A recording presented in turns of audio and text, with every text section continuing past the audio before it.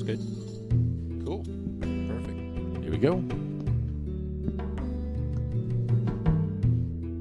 Can't see me.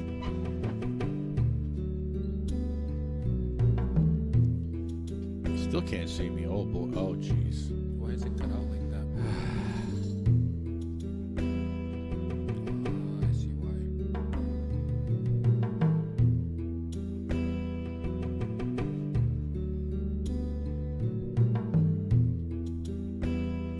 I think it needs to be out more. The camera. Yeah. Yeah, probably a little bit.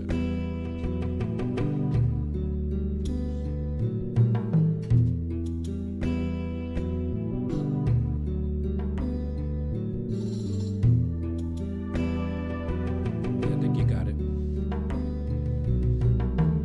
That's a little better. Hello, everybody. It's Thursday. We're starting at 4:20, so smoke them if you got them. You got anything to smoke? Shit. We gotta smoke some. All right. I'm gonna send you some. I'm gonna send you weed. I have to get weed. We're gonna roll that blunt over there. That. Oh my God. I mean, I can try it. Look at that thing. I can perform. I'm in, I got surgery. Look at that thing. Dude, I wish you guys could see this. It's just, can we take bets?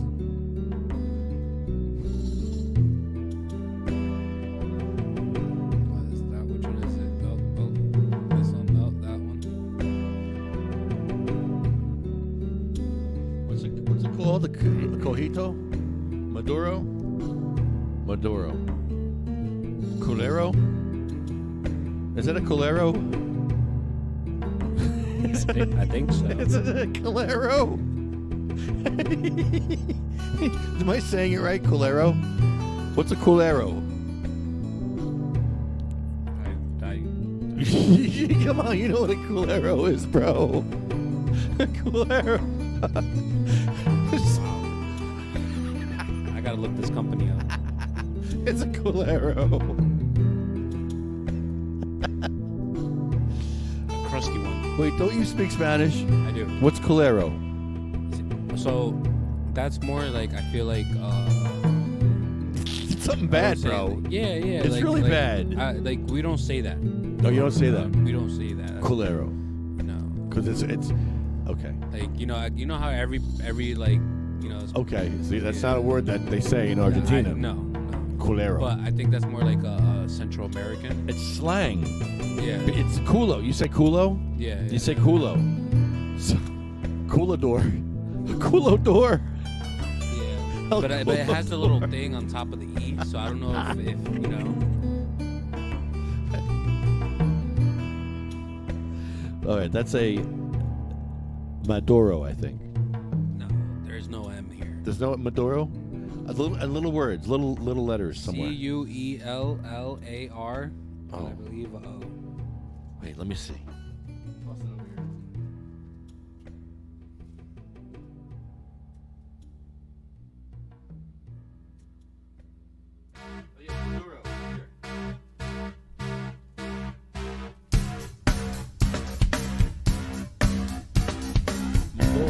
Maduro.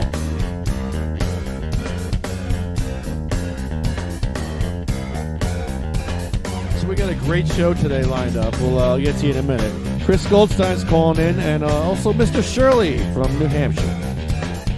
Bring in the boss one. I'm gonna get mine. Don't do the crime if you can't do the time. Don't tell me how you're off and down. When you're smiling in my face, but you play me like a clown. It's your fool, bitch. So just step back.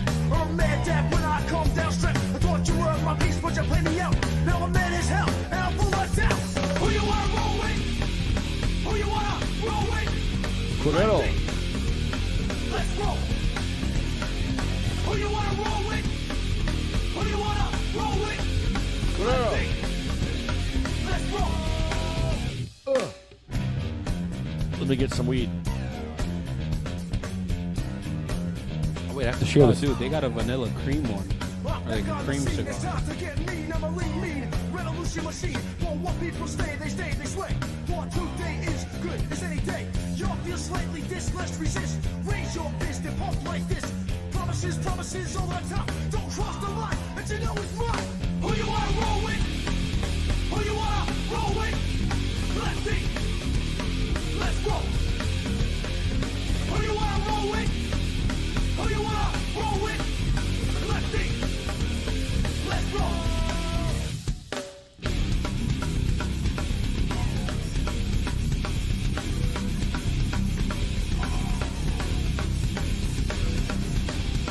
This thing is turning into dust. Oh my God. What it down. Who you wanna roll with? Look. Who you wanna roll with? Oh my God. Let's see. Let's roll. Oh my God. Who you wanna roll with? Who you wanna roll with? Let's see. Let's roll. Oh my God. Look at that thing. It's so old. It's like an Egyptian mummy.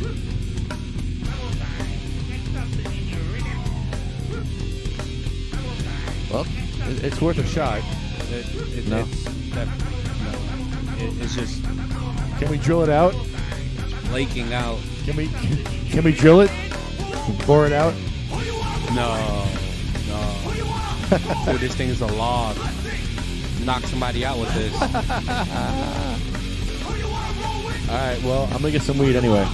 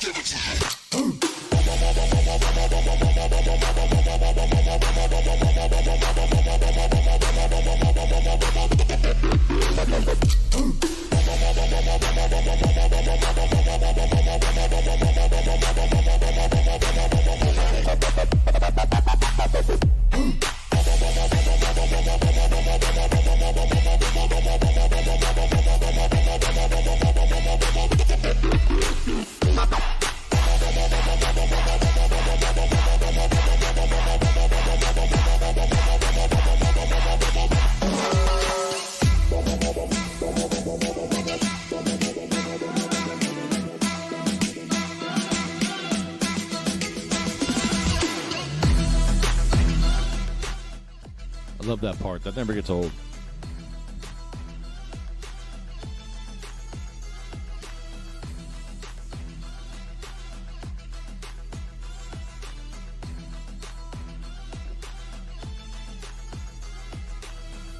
Hello, everybody. Happy Thursday. Sativa Cross in the house. We got a lot to talk about. We got Chris Goldstein coming on. And we had a very busy week. A lot of stuff went on. We're going back to Madison. In case you didn't know, we're going back to Madison. That's one.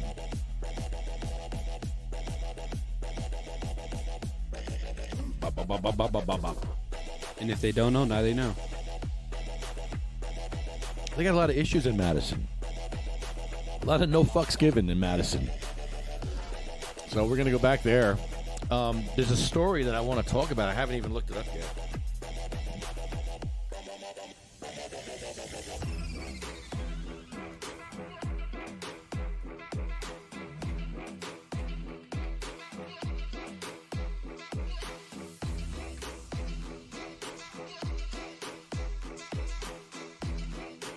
Okay, I thought I just saw the story. Now I can't find it. Shoot. it was on his page. I guess not. Mikey, did you post this or not? I thought Mikey posted this, or he sent it to me in a message. I think it was posted. I thought it was posted too. Did you see it anywhere? On his page, maybe. Yeah, I don't see it there. Anywhere else? Do you have a link? I can look one. I think NJ.com has it. Okay. Yeah, let's look that one up, because that's crazy. We actually met her, or we know who she is, Saraville councilwoman.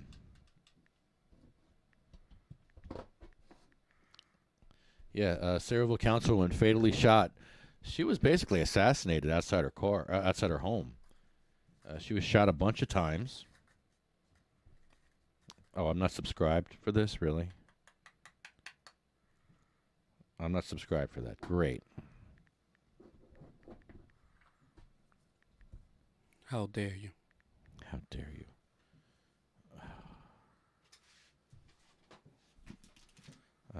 Okay.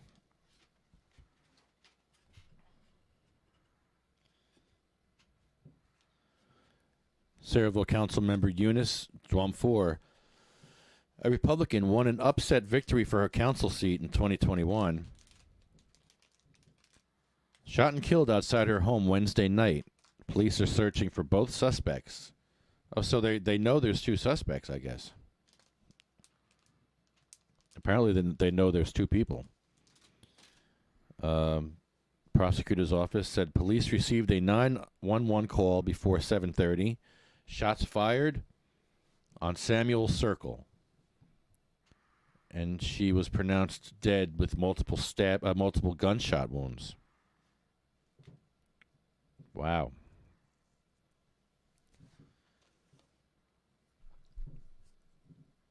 So there may be security camera footage showing Dwamfor talking to a man standing outside her car prior to the shooting.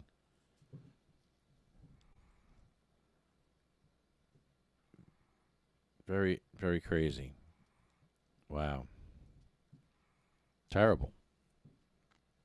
I think she was one of the nicest ones there at the Saraville Council, right? Of all the people that were there, she was like the only one that was like decent to us. The rest of them were, whatever. I don't know. It looked like an assassination, man. That's terrible. Oh, there's Chris.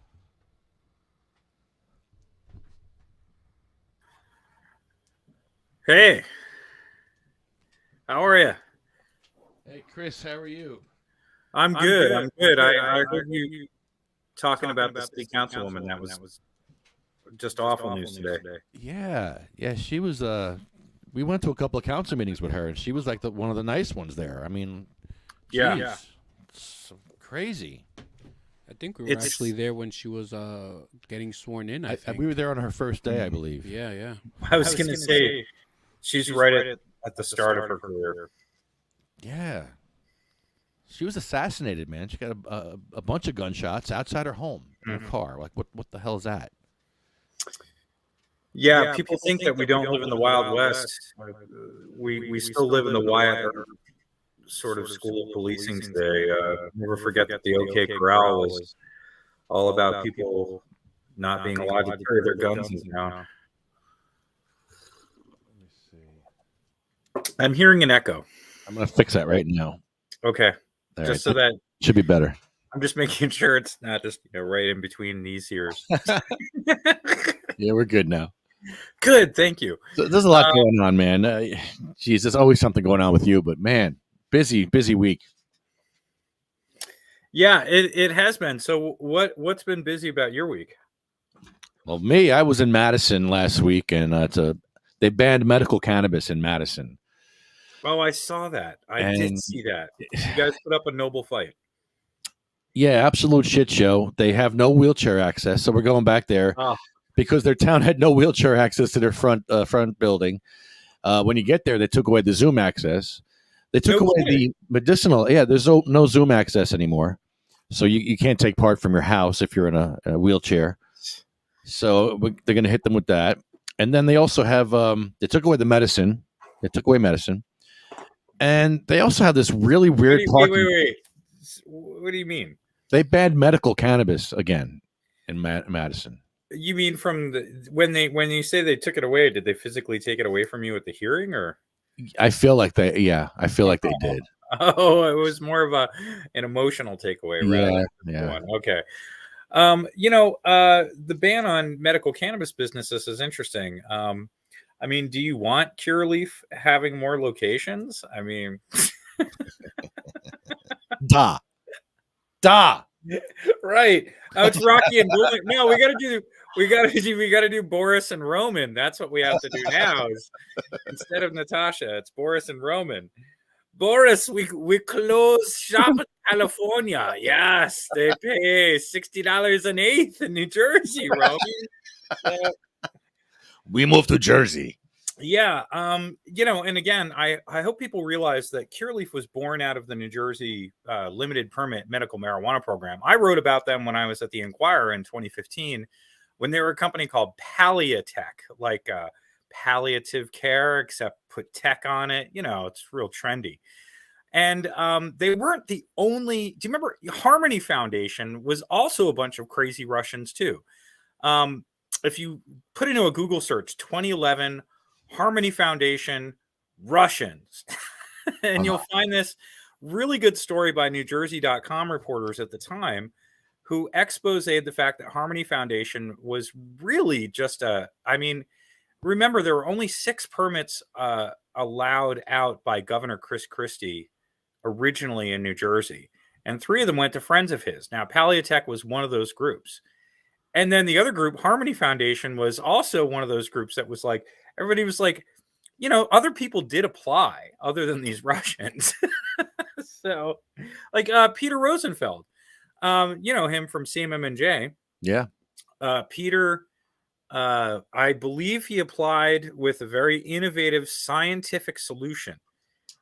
Peter had designed a robotic hydroponic warehouse. Think of like a transformer that grows marijuana for you. Oh, okay.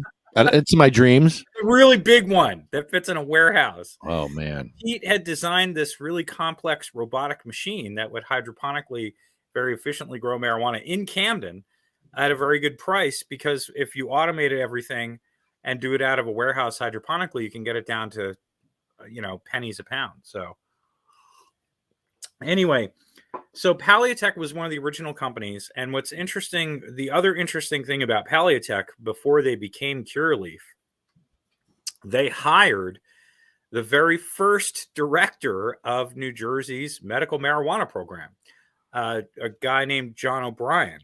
And Governor Chris Christie appointed O'Brien as the first director of New Jersey's medical marijuana program. And it was another what the fuck kind of move from Chris Christie. O'Brien's previous experience was 26 years at the New Jersey State Police. It's not exactly who you usually hire to run your medical marijuana program or for compassionate use or anything like that. And O'Brien was just there as kind of a placeholder. They didn't do much with the program. But his very next job, John O'Brien, 26 years, New Jersey State Police, appointed by Chris Christie to be New Jersey's first medical marijuana program director. His next job after that is the chief compliance officer at Palliatech. And then a few years later, Palliatech changed their name to Curaleaf. And now we know that Curaleaf has long had investors like Roman Abramovich, who is, literally a Russian oligarch. We're not playing conjecture here. These people are like one step away from Vladimir Putin. So it's weird. Did you see my latest meme? Which?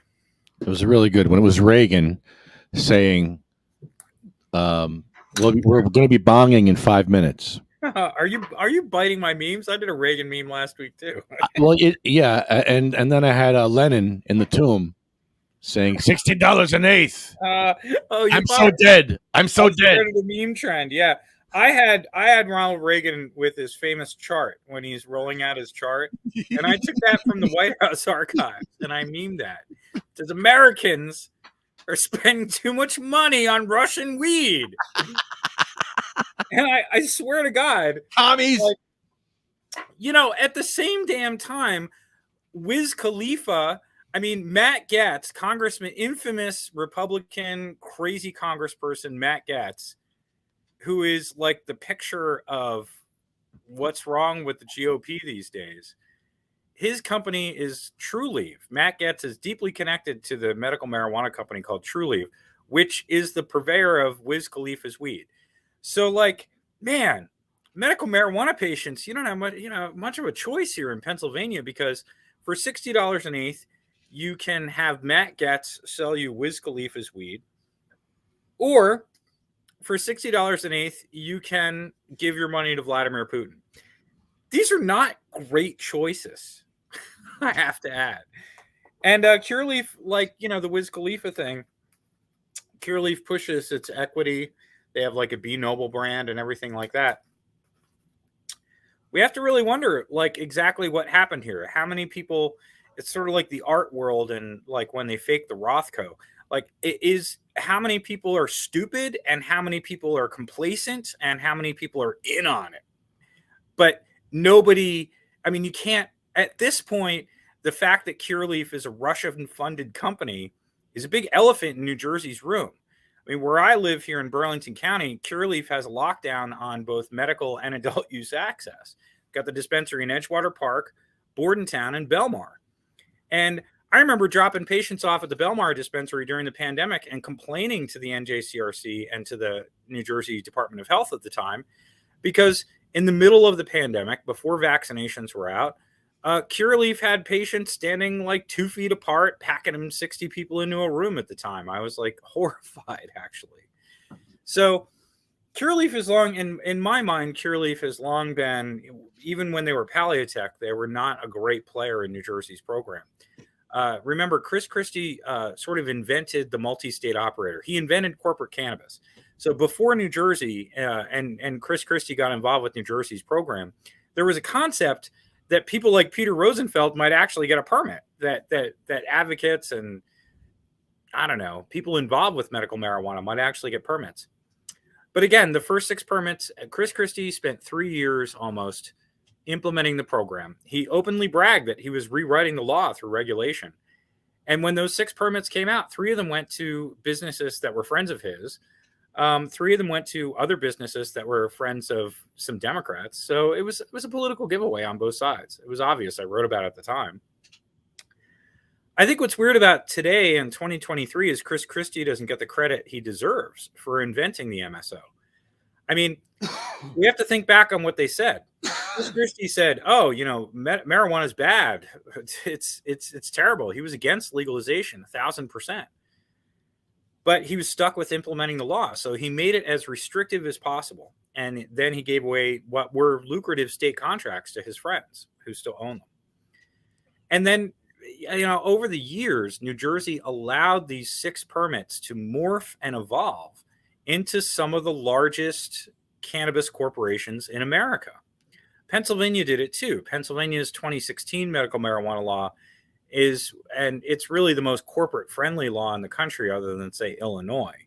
And Illinois and Pennsylvania and New Jersey, these companies are this is their bread and butter, their breadbasket is price gouging and price fixing on the mid-Atlantic states. They're pulling out of California. Cureleaf announced that they're pulling out of California and Colorado. Large cannabis corporations don't see a future in competitive markets. They've always had their bet on limited licenses and controlling a very small corporate cartel. I had somebody say to me the other day, like, what's more dangerous, like the Mexican cartel or corporate cartel? And like, isn't a corporate cartel safer, Chris? And I don't know. I just don't know if it really breaks safer. I think that, I'm looking at arrests still happening in Pennsylvania and in Delaware, where these big corporations are I mean, they're all located in Delaware. Cureleaf and Columbia Care, they all buy. They put up a Delaware shell corporation for every dispensary they buy. So I don't know. I've become a little bit. I don't. I talked to a lobbyist on the phone the other day, and they were like, "Oh, Chris, geez, like the future of medical cannabis. It's all these non-smoke products, patches and transdermals and all this stuff." And I'm like, that technology's been around for 20 years. The only thing that stands in the way of medical cannabis getting a more mainstream approach, becoming more affordable, and becoming more accepted into the daily lives of everybody with all these great product innovations is politics. And we're still stuck. I mean, I'm stuck listening to the Delaware legislature debate the merits of legalization at all. I mean, come on. I think that the jury has long been out that prohibition is unequivocally a racist policy. Like, either if you're for or against marijuana, it doesn't even matter anymore. If you're promoting prohibition, you're promoting a policy that has 100 years of data showing it has a racist application, that it comes down on poor communities, that it hurts women. Prohibition is one of the most damaging policies in the country. And the fact that states have come out of it, we're arguing about money, that's great. We've stopped arrests here in New Jersey largely. That's good. But still, I just can't get away from those uncomfortable realities there that are still happening with it. And the fact that I'm still waiting for a damn pardon. I mean, Joe Biden promised me a pardon on October 6th. I was just refreshing the Office of the Pardon Attorneys page. I go there every day hoping that something's going to change, man. But it's been over 100 days. And, we just had Martin Luther King Day, and President Biden and Vice President Harris are getting applauded for these marijuana pardons. Like, oh my gosh, like everybody thinks they're a done deal. I don't have my pardon. I can't even apply for a certificate yet. And that is some serious bullshit. But part of, what you were saying about the cartels, what's worse, a Mexican cartel or the corporation cartel? What really struck me is that the cartel may have a different grip than the MSOs. The MSOs have that potential to actually influence political views and political, backing. So it just depends. Because what I think like the cartel in California is pretty crazy. It's pretty much their own land. And then they regulate us. They're talking about interstate commerce. That's the big thing in California. Yeah. It's like, oh my gosh, you got to start shipping all this weed out of here because we're practically giving away it at the border. And I mean, I agree with the interstate commerce concept, but the idea that we start up interstate commerce through large corporations seems like a really bad idea to me. Like, how are small businesses really going to compete? And I've been saying this to other people, like if you're getting into the weed business expecting to make it, do you think you're going to make it selling $60 eighths? Doesn't happen. How about $60 ounces? Yeah.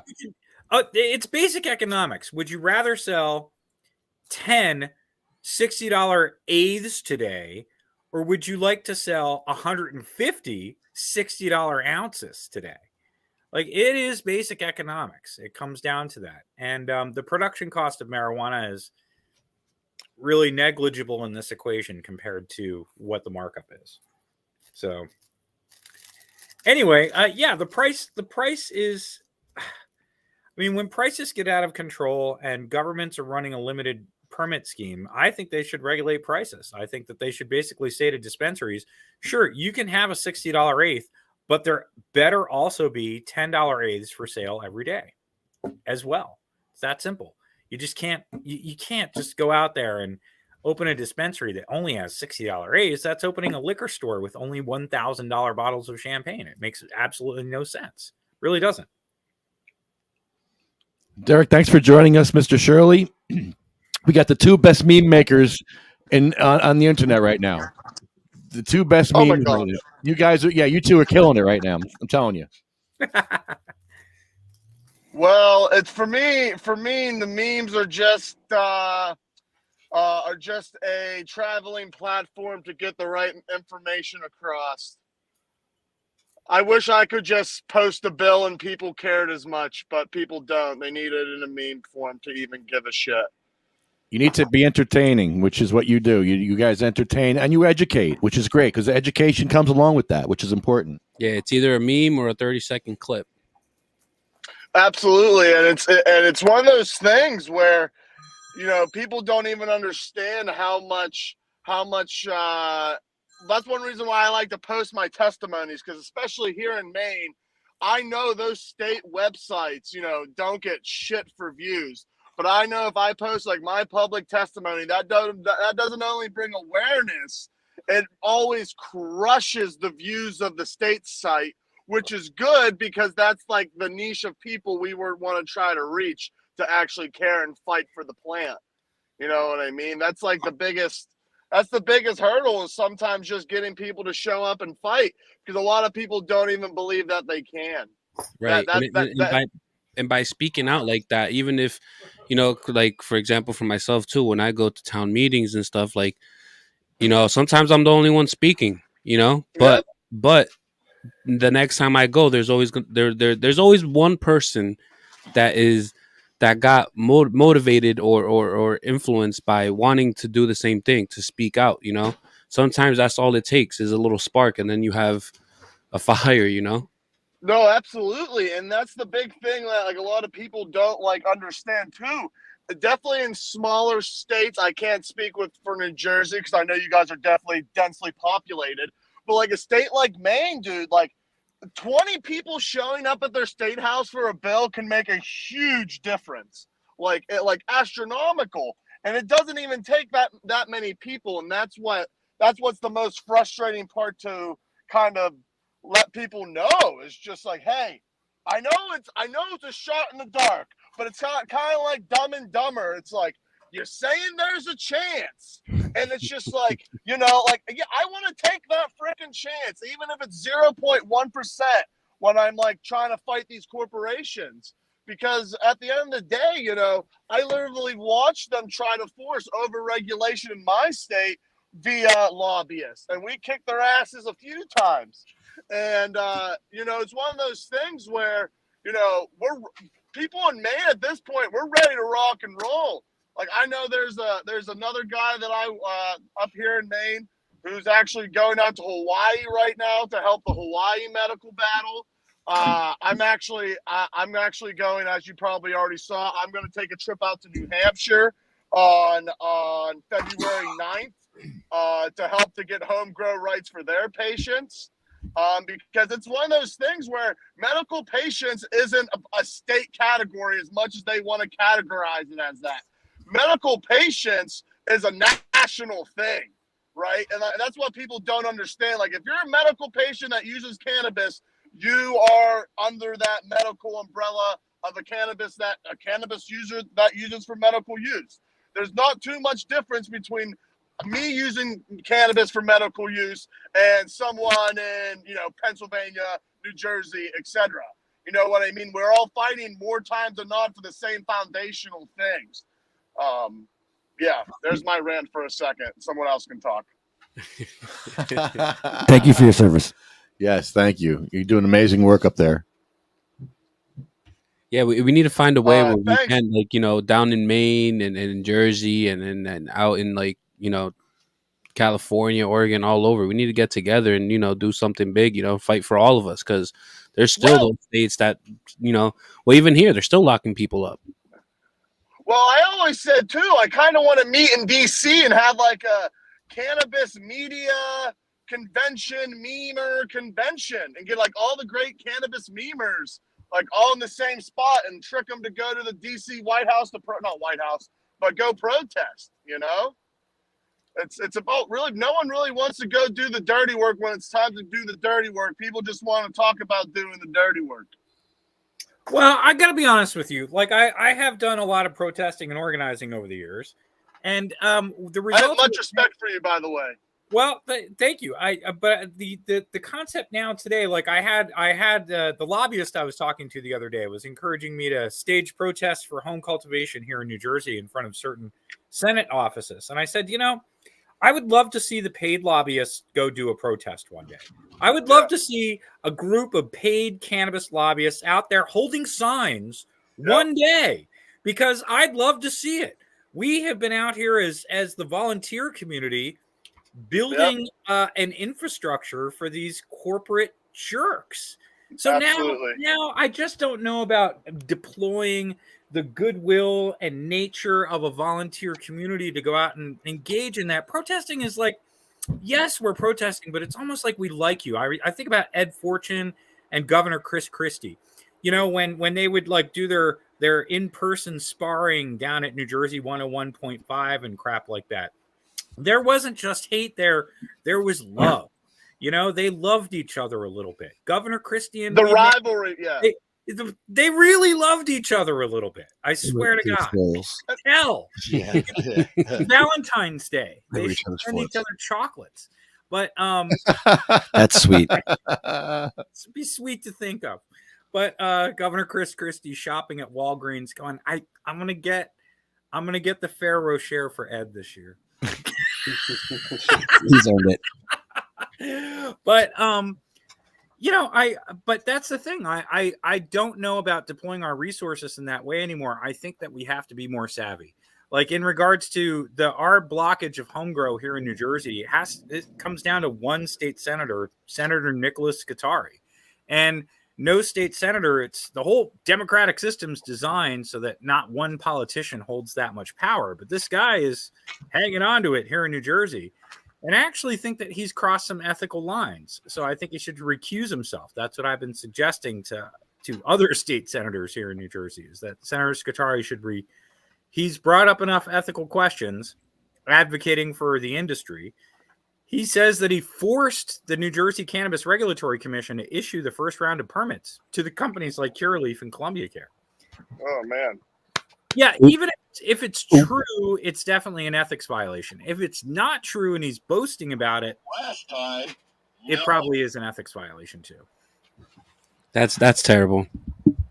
So my point is that, you know, here in New Jersey, like, should we go out and protest, or should I file an ethics complaint about Governor Chris Christie with the New Jersey State Attorney General's office? All the above. Both. Yeah. Well, again, like protesting, I think I've come to understand, and I like community protests more in celebration. I like to go out and celebrate stuff rather than, protest stuff. I think protests are good, but I think that you have to deploy the resource. Like you guys, what you do there at Sativa Cross, like the kind of protesting that you guys do, the humor is a huge element to a successful message.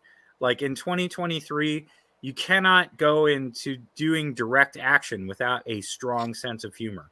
If you take yourself too seriously and attempt to undertake direct action, it is already a recipe for failure. So you're already succeeding.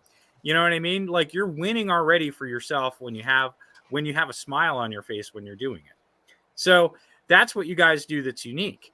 But also too, like having a protest like troop like you guys are, that's a key function in any society. You know what I mean? Like you guys are America. Like you're a living flag just out there every day. Yeah. But like when it comes to deploying, the larger community, the community who are willing to show up for a righteous protest, because I've done a lot where hundreds, if not thousands of people show up. When is that moment correct? I think it's more correct to have them show up and celebrate that we passed home grow, for God's sakes, rather than protest at Senator A or B's office. You know what I mean? So I think that, it's up to us as the seasoned activists. I've been at this for 25 years to take the weight off of the people who want to be involved. So it doesn't seem so daunting to fight these big corporations. We have to get at the root of the problem. And sometimes the root of the problem is one politician. No, absolutely. And I think for me personally, that's why I decided to take the next step to technically be a registered lobbyist myself. Since this past recent session, I go up to my state house about once or twice a week, and I just kind of lurk around, but I really can't lurk because everyone like smells me from a mile away. I try not to, but I just don't fit in there. You know what I mean? They're like, "What are you doing here, you hippie? Like, what are you doing here?" But it's crazy because like it's something about the interaction and just being there around like my office of marijuana or cannabis policy. You know, I know it makes them uncomfortable. And I kind of like that because they can't just talk openly about whatever reckless thing they are worried about because they know they'll end up getting leaked on my page or something. You know what I mean? So it's like one of those things where like I just wanted to get as close to the action as I can because, you know, those are where the decisions happen. So I do agree. I think depending on where you live, I think protesting could be a huge chip or a huge advantage or not. I protested at state houses and I protested in front of representatives' houses at their home. And so for me, it's like one of those things where I think it really varies how large your state is how effective it is. Because it makes sense to me that New Jersey, like you said, it's kind of like a loving relationship at that point because you're giving them attention. You guys are kind of aggressive, kind of like me because I'm from Pittsburgh, so I get it. You know what I mean? But like up here in Maine, it's like, oh, don't yell at me too much. I'm scared. Quit yelling at me. So it's like kind of, I get what you're saying. And that's one thing people need to understand more times than not from different regions of this country, from East Coast, West Coast, and everywhere in between. You know, we all might have different angles at this shit based off of our people, based off of our population size, et cetera, et cetera. So I always try to keep an open mind to people, definitely now more than ever, to understand like their positioning and why they might feel opposite of me, similar to me, et cetera, et cetera. Because at the end of the day, like, you know, it's such a weird thing because we're all fighting for very much the same thing, but it could be a different route to get there just by who we are being different people. You know what I mean? Yeah, definitely. I also think there's also a time and place for certain things when the right time to do these protests Absolutely. or to celebrate huge, big, you know, like there's always like a time and place for that. I absolutely agree, and one of those things too. It's a battle and balance of life. You know what I mean? Because we all dedicate so much time and life to this, and you know it's a very thankless job, and that's okay. But at some point, we always have to remember to watch ourselves as well, because I know personally, I can speak from experience. Sometimes I get too deep, and I don't even take care of myself. So I always like to make sure, definitely with a group of activists, you know, I always like to talk about mental health of activists because that's a very crucial. I know it's kind of off topic, but it's a very important thing that people really don't talk about. Yeah, no, definitely. Hey, share my screen so I can share my memes. Share my screen. Can you share my screen? Okay. Yeah, Share hold on. screen. I'll share my memes if you share my screen. Hold on. I separated all the nudes out. I have to make you a host, I believe. Is that what I have to do? You don't have to do that. I'm like in the queue. I'm in the queue like I'm a guest. My screen is in the queue. Oh, beautiful. There you go. See that? Now. Sweet. That was trippy. Yeah, it was. It was. I saw it through the Matrix. You guys are funny. So I have a lot of minifigures. I have like a lot of minifigures. Hold on. Let me see if I can make this bigger. Hold on. Let me make this bigger. That's what she said. Oh my God. I mean, what are you making bigger? What needs to be bigger? My sunglasses back on. Wow. So that's great. Yeah, let's get a cannabis permit. We'll charge them $60 an eighth. And the same Let them smoke shake. Let them smoke shake. Too soon. He's hurt. It's too soon. This is too soon for these kind of jokes. Does he But have a no, bag? you know, Is he running away with a bag right now? Yeah, it's a guy in a wolf. That's not even funny. It's literally like It's just awful. He just made a bag. The wolf. Oh. Oh, he the got a wolves, bag, the wolves yeah. of Weed Street. Yeah, the And, Wolves of Weed Street. you know, in some 17th century. Yeah, here's my Boris and Roman memes. Boris, we closed shop in California. Yes, Roman. They pay $60 an eighth. I mean, that is accurate. That's That I is noticed that Cureleaf advertised $57 quarters this week, and then I went to their menu and they had no $57 quarters available. So I made this Sold out, Boris and Roman meme. Did the Troll Factory update the specials? No products currently in stock. You know, what else am I going to say? They had them. They had 4 of them, and they're all gone. That that sucks, though. I mean, what's up with that? Sucks for you, not for them. Makes sense for them. They did their due diligence. There's 4.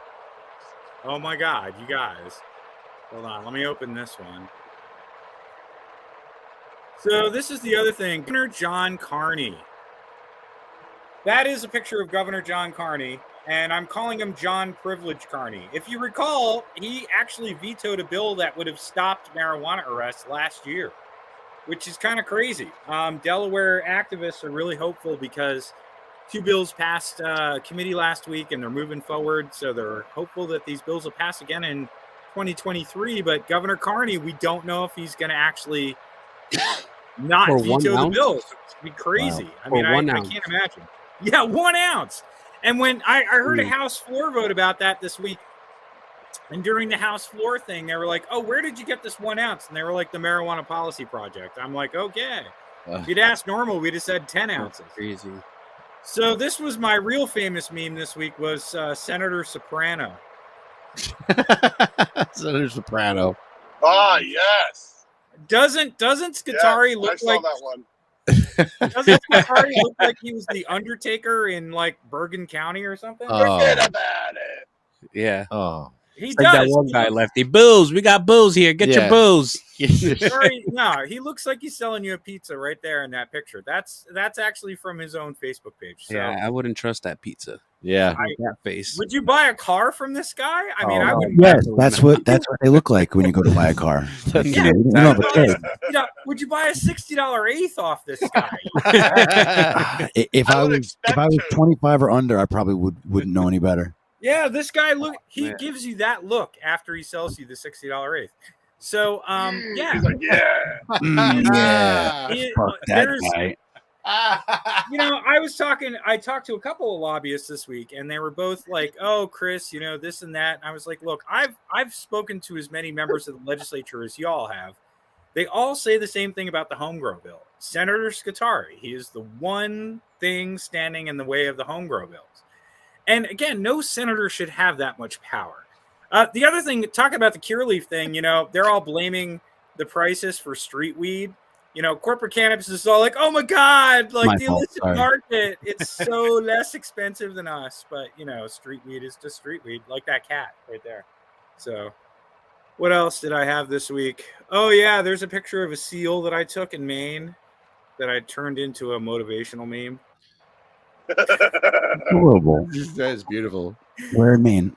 We need to sell corporate cannabis. How much should we charge? $60 an eighth, $75 an eighth. And then dude's like affordable, like $10 or $20 an eighth. And guy kicks him out the window. You know, that's what happens. Mm-hmm. So, and then the other thing is I saw Marijuana's Act. Oh, look, I made some hempy memes. This is good. Do I have to Hempy. open this up? Yeah. But meanwhile, Curaleaf, you're talking about how high their prices are, but here in like Maine, they're trying to undercut and fuck our farmers and sell 60 to $75 ounces. And then on Twitter, someone replied to me, in Washington State, they're doing ounces at $38. Yeah. So it goes Oh, yeah. to show Well, you you they're can't. trying to fuck the small people too. Wow. Well, Yeah. Squeeze them and then- out. Yeah, they're playing both ends. I agree that they're playing both ends of the market. But the fact that Curaleaf can charge $35 in Maine or $35 in Oregon and $75, I brought that up in my price gouging complaint. And Yes. I go to the Ellsworth Curaleaf website regularly, and every day they advertise $75 ounces. And I've spoken to people who smoked it. It's not trash. The place they actually bought out a place called Maine Organic Therapies. So Maine Organic Therapies was selling $75 ounces before they were bought out by Cureleaf. So they didn't really change their prices, but still, you're right about cutting. I mean, when I was in Maine, the average price last summer at like really good organic, locally owned place, the best price you could get was about $185, tax included out the door per ounce, which is fair. It's less than $200 an ounce. All the taxes are included. It's got a laboratory testing regime. That's pretty fair. 60 to $75. Well, medical. Medical doesn't have testing requirements. That was adult use. That was adult use and not medical. So what is interesting about the medical in Maine, again, like New Jersey, it's tax-free essentially. So you get that. And other than the fact that, you're building in some of the local glad handing. But $60 or $75 an ounce is not something that a small business should be afraid to do either. And like, here's the thing, like small businesses, back to what we were saying before about the burritos. Like, do you want to sell 10 burritos that cost $100 today? Or do you want to sell 150 burritos that cost $20? That's the question. And do you want to build your consumer? Well, no, because this is by design, though. They want to lower our prices because our medical market is ran by 60 to 70% of small mom and pops. So they're just doing this to fuck our small people to try to get them out of business simply because they can outgrow them by size alone. So for me, and then after they die off, they jack the prices right back up to your prices you're stating. So that's why they're really just undercutting now. And when it comes down to it, it's really not so much about if the weed's good or not. The fact is they do practice terrible business practices that block home grow rights, and they try to force our small farmers out of business. That's the most simple reason why you don't support them, is because they're literally trying to fuck small farmers and small businesses for a fact. Here's the sad part, though. If Cureleaf in Edgewater Park, New Jersey, advertised and sold $75 ounces worth of weed, nobody would give a shit if it was Roman Abramovich who got every single freaking dollar. They'd have a line out the goddamn door. That's the sad part. Okay? No, for sure. I hear you. But my thing is, that's why they destroy your markets, because you guys don't even have really even home grow or any other options to compete. So that is part of the control of the MSO's cartel, as we're saying before, because that's why they left Oregon, Colorado, and California, because they know the market is educated and they can't compete. And that's another reason why they bounce. So a state that's already has regulatory capture, they'll thrive in a state like Pennsylvania, New Jersey, even Mass. Because like half the time you're, like you even said, you're down in New Jersey. People come up here in Maine and get meds all the time. And that's, and it isn't gonna stop. I mean, I think it's just one of those things where, Maine is at a point where we're almost like the only program like it in the country. And that's why you see me running my app so much, because I know it's worth defending. So we don't have to settle for 4 or 5 companies to decide what we smoke. That's why Maine's so great. I'm not going to sit here and say, everything up here in Maine is fire, because it's not. What makes it strong is that you have the option to shop around and decide what's best for you and your medical conditions. And I think that's why MSOs like Cureleaf are actually pretty bad for cannabis nationwide, because they really lack the overall options from each individual small-based grower. You know what I'm saying? I'd rather see 1 million micro grows across this country taking care of their people than, limited licensing chads. You know what I mean? Yeah, sure. I mean, we all want to see that. The question is, how are these corporations, which are so insinuated into each state's regulated cannabis program, not Maine's, that they're there though? That's the main issue here, like for me, is the RSO in New Jersey. Like we have all these, we demand a lot of things from these MSOs too that they don't, it's hard to get here. If not, I don't think anyone is producing. I think the one in Elizabeth produced one batch when they first opened up, and that was it. What, $80 to $100 a gram? Oh yeah. Yeah, and that's the other thing, man. Why is it the fact that dabs, like the same dabs, let's say BHO, for example, I don't care, batter, whatever you want to fucking call it. BHO and MSOs, your state's $85, $100. Here in Maine, it's $20 to $25. It's because A if you do the 0.5 math, cart is like 100. if you do the math, it works out to they make the same amount of money per gram whether they're selling you the extract or whether they're selling you the flour. I think I did the math for the RSO and it worked out that way. And I was like, wow, those bastards. So it's probably the Sounds same. about right. Probably the same with the BHO. Well, but these are local growers. This isn't like MSOs. These are local guys selling BHO at that price. People are scared to go through the MSO's BHO. We don't even want to know about that. If people are selling what, wax, batter, shatter at so shatter, $80 a gram, dude, you can get shatter for like fucking $10 to $15 a gram. Yo, so like, here's the funny thing. Shatter gets such a bad rap. If you do it right, it's amazing.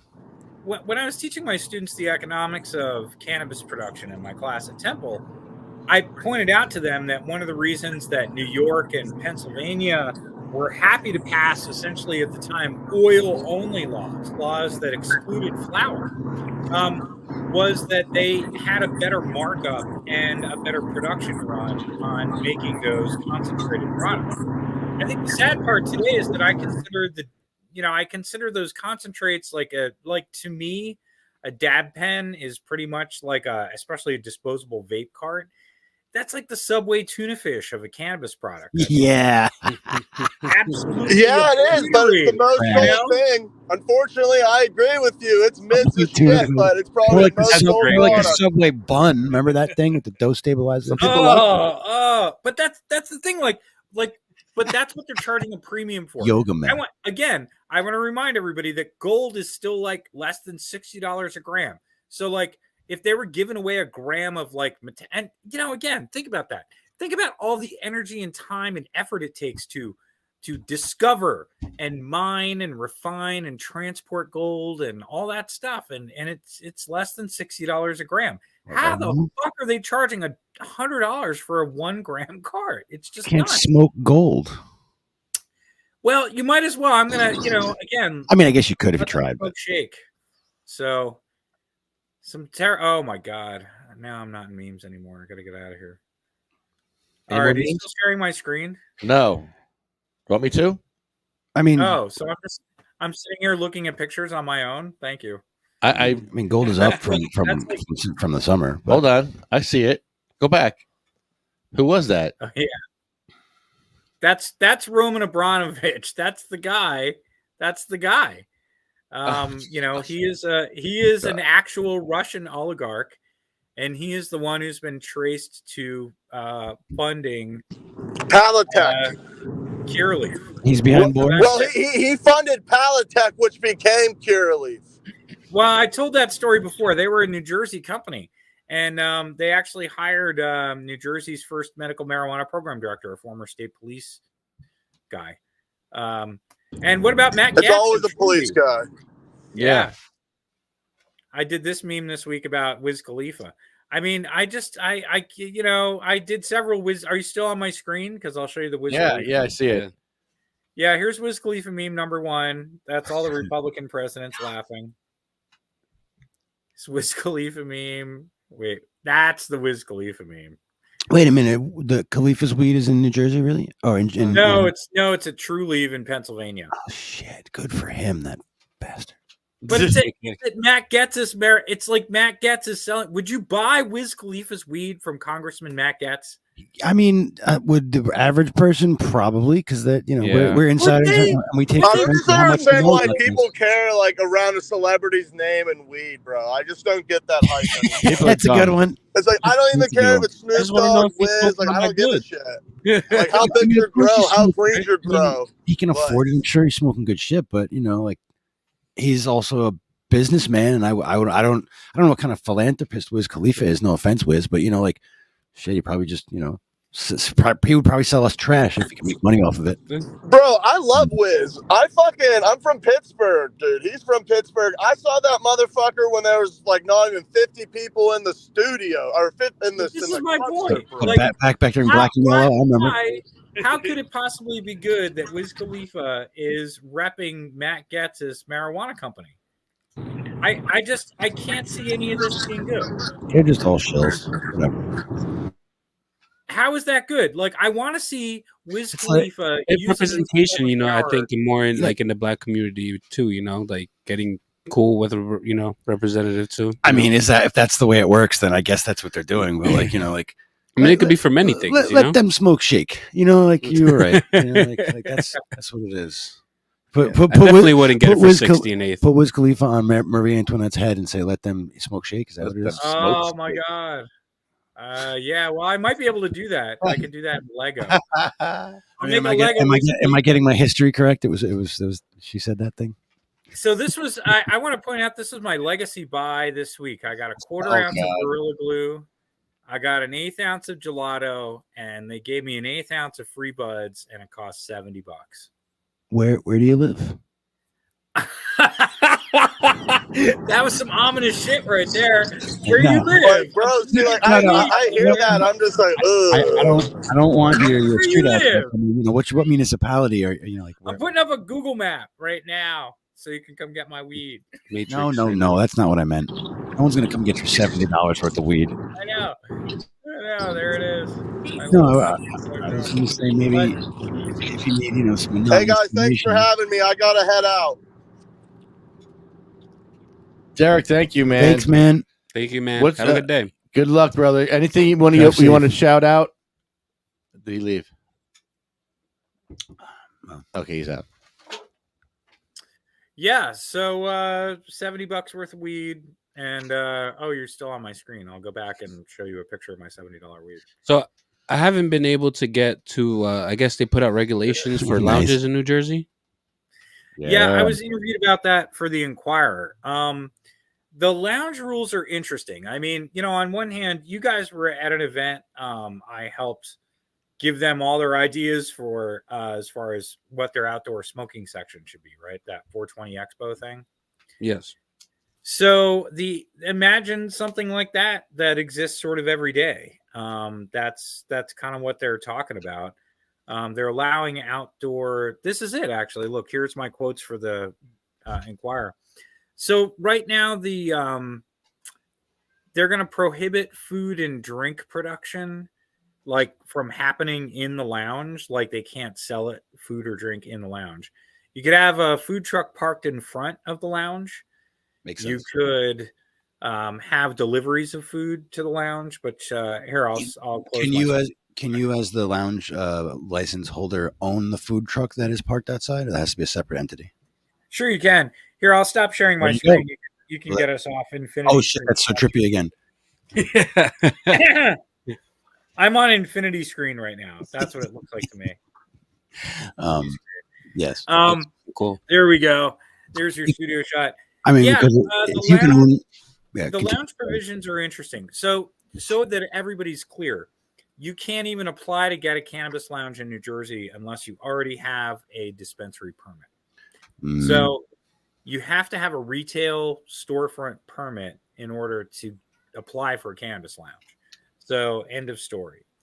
First of all, so if you have, and it has to be operating. So, but you can attach a cannabis lounge to that. You could partner maybe with a hotel or an event venue. You could have things like we had at the expo. You could have like entertainment and stuff like that, food trucks. And yeah, I guess if you own the cannabis lounge, you could own the food trucks out front.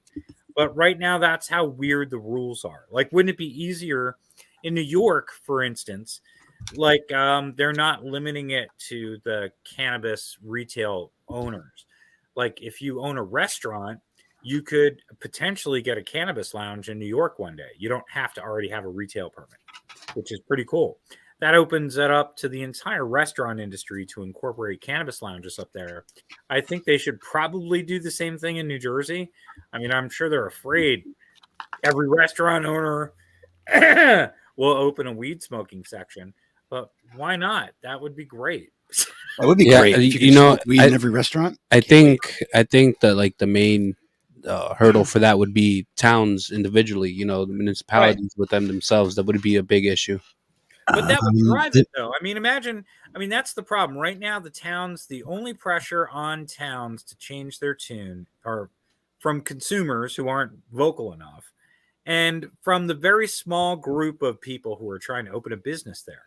But imagine if every single restaurant at the shore, imagine if they had the chance to open a cannabis lounge. Holy crap, the pressure on those councils would be huge because that's already a huge chunk of their tourism and their business. So we need to start incorporating the larger business community into the cannabis space instead of trying to keep it as some sort of like island. That's part of the problem, even for small business owners. You know, there isn't enough networking opportunity out there. I think small business owners would benefit if there were more, and that's what New York is experiencing. There's more essentially business networking opportunities when the lounges are open to the restaurant industry. Are there any towns in Ocean County that have said yes? I don't think so. Well, I can think of a few in neighboring Atlantic County that are pretty close. But yeah, that's true. I can't off the top of my head think of any towns in Ocean County that have said yes. Asbury Park is in Ocean County, is it not? No, Is that Monmouth County? It might be Monmouth. Monmouth County? I think Asbury Park is Ocean County. I think Asbury Park and Toms River are the northern tip of Ocean County. Correct me if I'm wrong. And that's where the Ocean Monmouth border is. So anyway, I can't off the top of my head think of any. I mean, the places that have actually allowed cannabis are pretty few and far between, really, especially at the shore. Sadly enough. Whoever opens the first delivery operation with range to the shore towns is going to make a lot of money. It's Monmouth County. Is it really? Yeah. So what's the northernmost town in Ocean County then? Let's check that. That must be like Brick. My cat wants his dinner. I have to go. I'll be right back. Or else he's going to meow up the entire show. Toms River, Brick, Lakewood, Jackson, Barnegat, Manchester.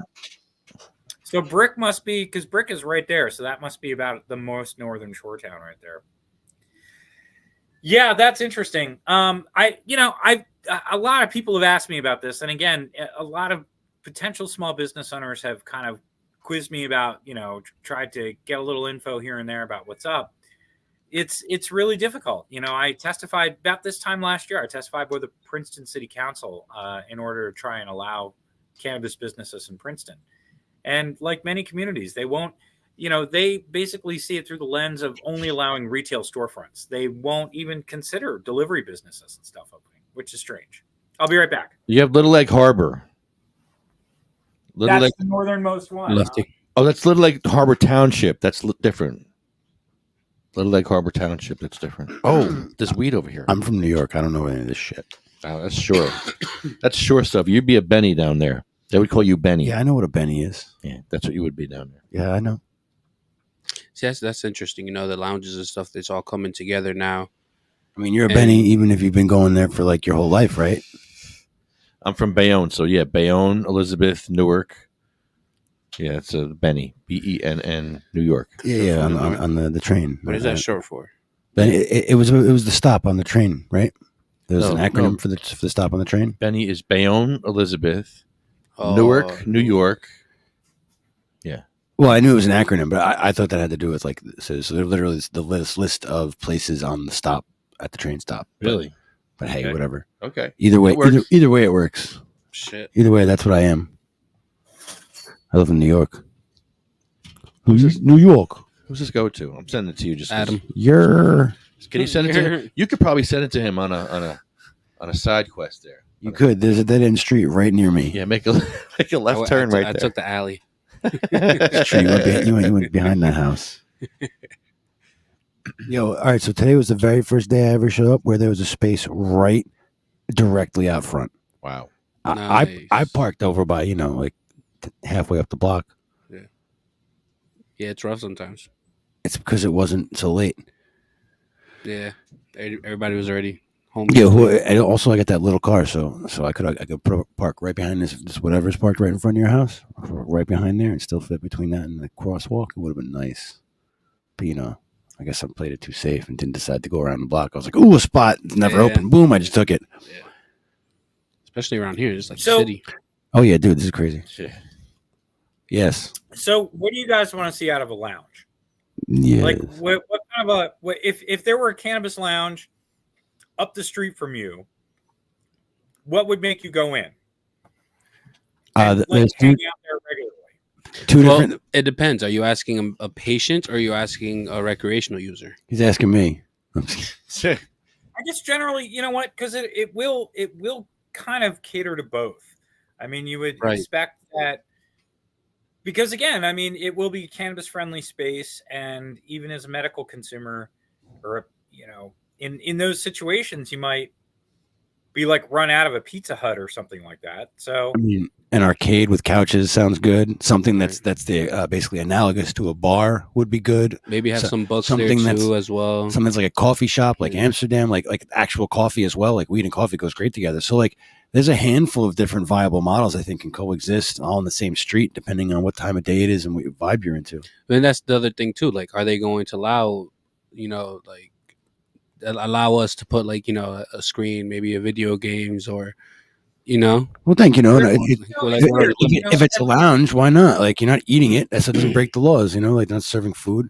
That's just it's a video game, don't eat the video games, please. right? Put up a sign. Not chomp on No, the like side. so again, like a bar would be you basically show up and hang out and there's music and people mingle, yeah, as opposed sports, to like stuff like that. as- Like a social. and then that's what I was saying, like an arcade or like like a pool hall, like with like skee ball, it's just like that kind of shit. There you go. I like that. I like And then- that. Like the sort of like the penny arcades that they have Right. down the shore, like little chance games, Right. Right. Yeah, win some But stuff. also the one with coffee where they serve espresso and you can smoke hash. You know what I mean? Again, that is the I weird like thing. that.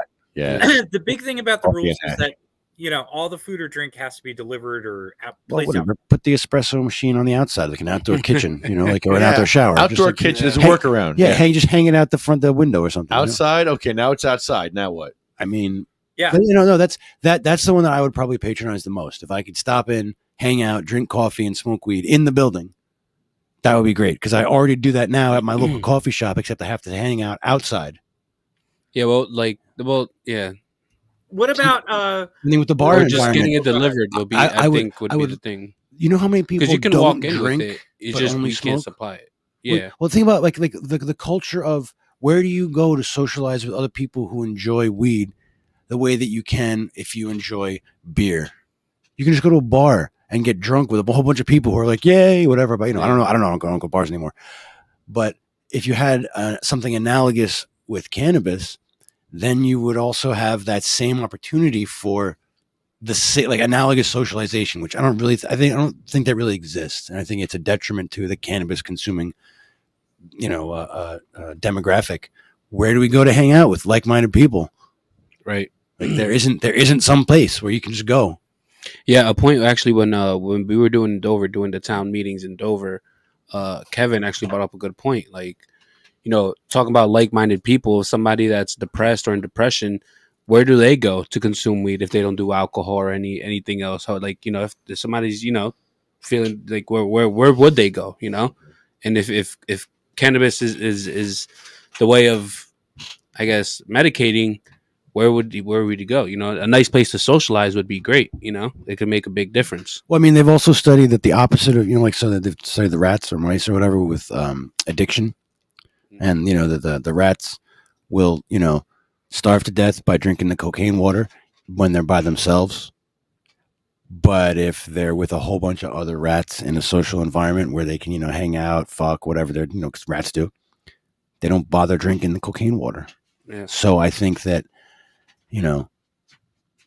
socialization counterbalances the any of the negative things that that happen with addiction.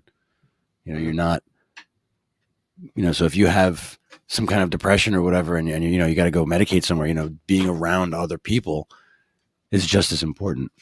For your and especially if you have games, arcade style games and stuff like that, give it. What about the social justice aspect of lounges, like apartment buildings, federally funded public housing, places where people literally can't consume? We could have lounges that serve those populations if they're placed appropriately.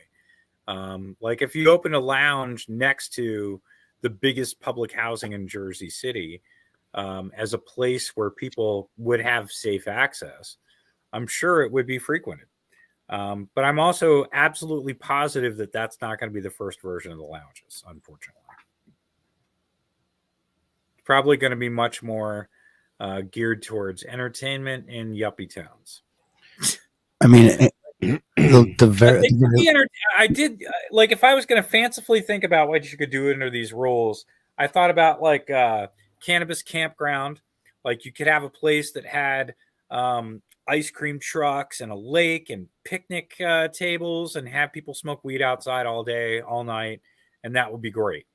You could also have what were you saying under these rules?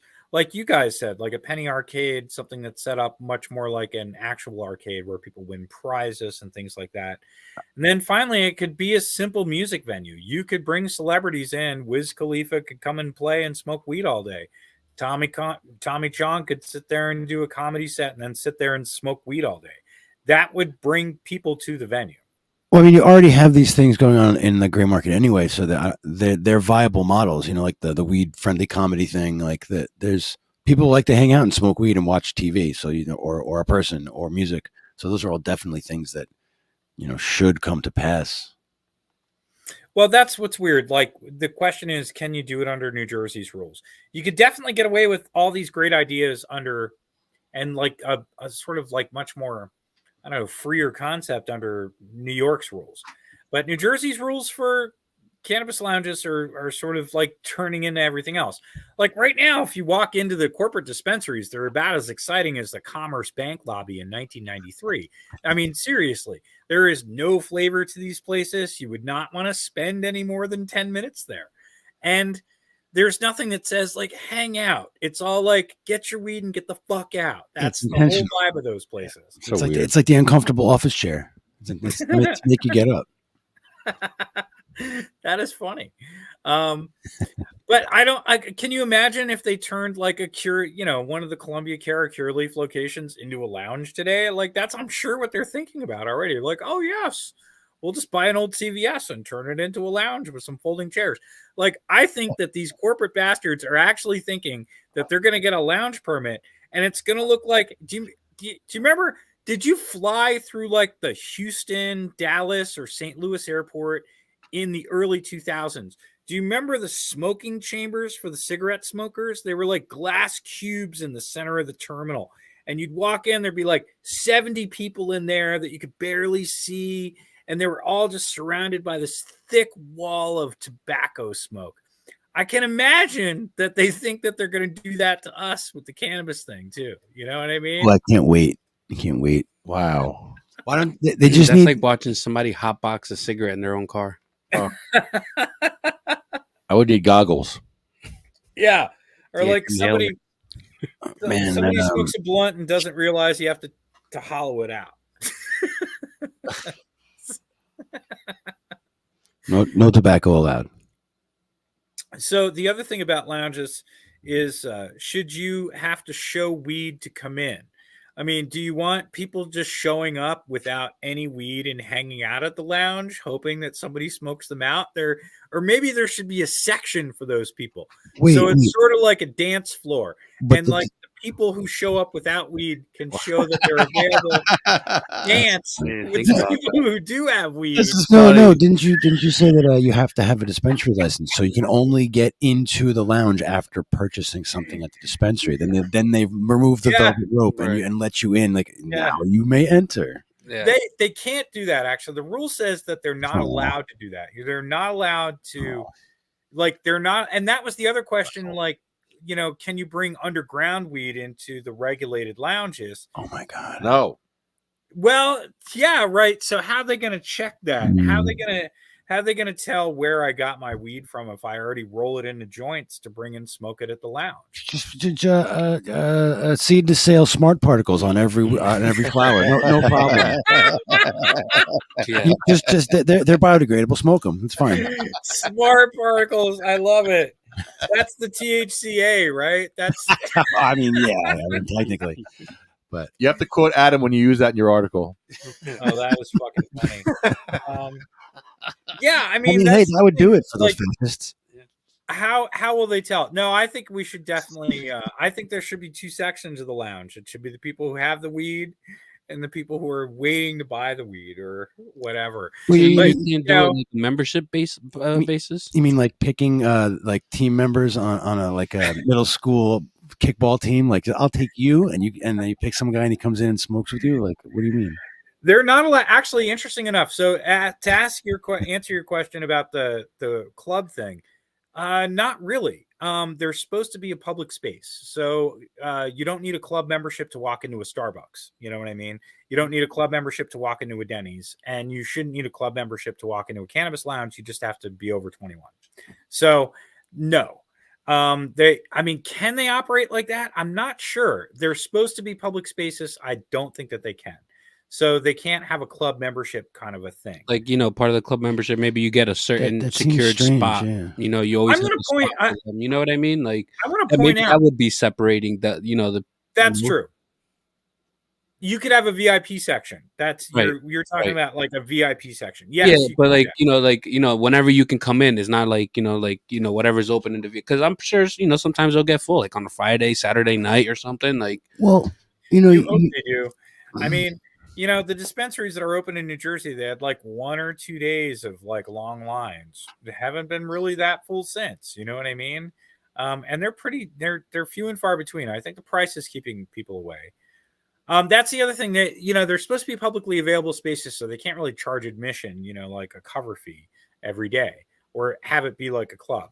But they could have VIP sections. They could have performances that they charge for, all that kind of stuff. I think that I do think that there's a lot of possibilities for anybody who wants to operate one. And by the way, if you really wanted to create a club for registered medical marijuana patients, you don't need a lounge permit. There's nothing in the law that says that you can't create a club for registered New Jersey medical marijuana patients to hang out and consume cannabis in. As long as you can find a space that allows you to do that, and you can rent that, lease that, or own that place to operate the club. And by the way, the rules for clubs in a lot of cities are a lot more open because, like in Philadelphia, for example, clubs who are like mummers clubs. So like the legislation for clubs is pretty like wide open. You can get away with a lot. So all you have to do is keep it close to the public and charge a membership fee, and you're a club, and you can create a medical cannabis registered for patients. I don't think that you would need a cannabis lounge permit to do that. I'm not a lawyer, though. I only play one on Zoom. I'm convinced. Yeah, it sounds, yeah. So, but you'd have to limit it to patients. You'd have to be really, you'd have to really be, pretty strict about that. But if you did that, and if you did pretty much be strict about registered patients, I mean, I don't know why people don't already do it. There aren't that many patients in New Jersey. Because registered patients don't have money. Right. No offense.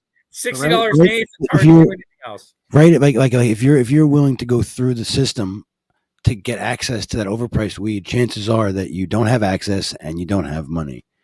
So, right? Like it preys on the poor people. The whole system, like it exploits the need and the lack of access. So it's like I wonder what the demographics actually are of the cardholders in New Jersey in terms of like, I just don't think it's, I like the rich people don't bother. You know what I mean? Why would they get on the system, especially now when it doesn't provide you any legal cover? That's true too. I mean, yeah, but I know people across the income spectrum, and I know some wealthy weed smokers. even they think a $60 eighth is way too expensive. Right, but $75 for cookies plus a tax is just nuts. I mean, and these people, I mean, these are people that have millions of dollars. They think it's crazy. I mean, and I hope I didn't, I hope my comment wasn't disparaging towards medical patients, but, I might be insensitive, but I can't tell. That's my problem. I can't tell. They exploit, so. Well, okay. So, like, the question is, what do we do about them? In New Jersey, there is kind of a solution for Curaleaf in that, I mean, here's what I've been doing. I've asked the New Jersey Cannabis Regulatory Commission. I've asked a couple of state senators to undertake an investigation into a transparent, publicly transparent investigation into whether Curaleaf has Russian financial ties. Look, the United States has actually sanctioned this type of relationship. And not just the United States, but New Jersey and Governor Murphy and the same people that passed the Democrats in Trenton, they passed laws sanctioning businesses from sanctioning financial relationships, especially when it comes to state contracts. And I would argue that an adult use cannabis permit, especially when you've got a medical permit too, these are exclusive state contracts. And if you have any hint of a relationship with Russia, and at this point, Curaleaf is unequivocally associated with Roman Abramovich, they should look into it. And possibly they should really be questioning the impact of that on our program. So it's a big deal. I don't think that they can ignore it. It's becoming an elephant for America.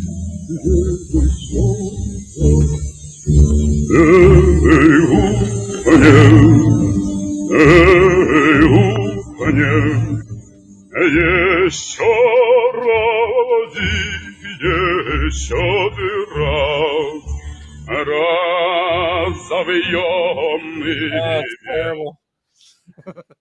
Terrible. Look, there's no way that we can continue to ignore this, and especially as politicians like Governor Murphy want to ascend up maybe from being Governor Murphy. I think the Russian, I mean, and also too, we talked about the other celebrity branding like Wiz Khalifa and Matt Getz. Like, who would have ever thought, like, of all the celebrity brandings, like Willie Nelson and all, like Melissa Etheridge, all the people who branded into weed, Chris Webber, all these people who are branded into weed. But nobody would have guessed that the biggest celebrity branding relationship in American marijuana was Curaleaf and Vladimir Putin. Nobody would have ever guessed that. It just sucks for today that we're ignoring it so bad here in New Jersey, where the company that gave birth to Curaleaf was itself born. So enough of a rant about Curaleaf. I got to get rolling, guys, and make some dinner here for everybody here at the house. I can't hear you. What? It's from like the Hunt from Red October.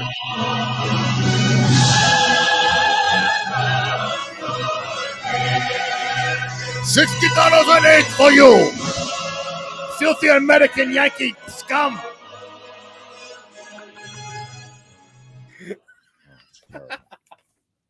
Yeah, it's tough, man. It's tough. I mean, it is really tough to think that we're sanctioning Russia, but at the same time, American medical marijuana patients are paying $60 an eighth, and it's going through Canada back to Vladimir Putin. It would super suck. It's almost like it's almost like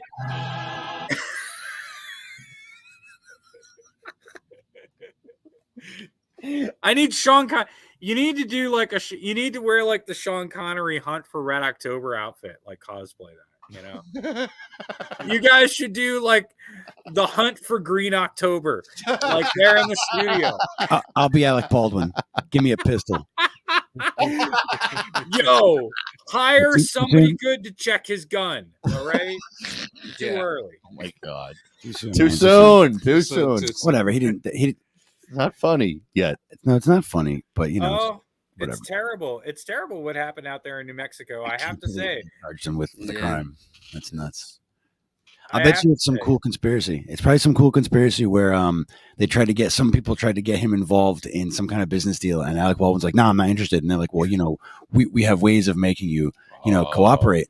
And he's like, "Yeah, well, fuck off." And then all of a sudden, he shoots someone, and then they're like, they now and now he's being blackmailed with whether or not he goes to jail over this thing. And it's like, "Well, you play ball now." Maybe it's the Russians. The Russians. Maybe.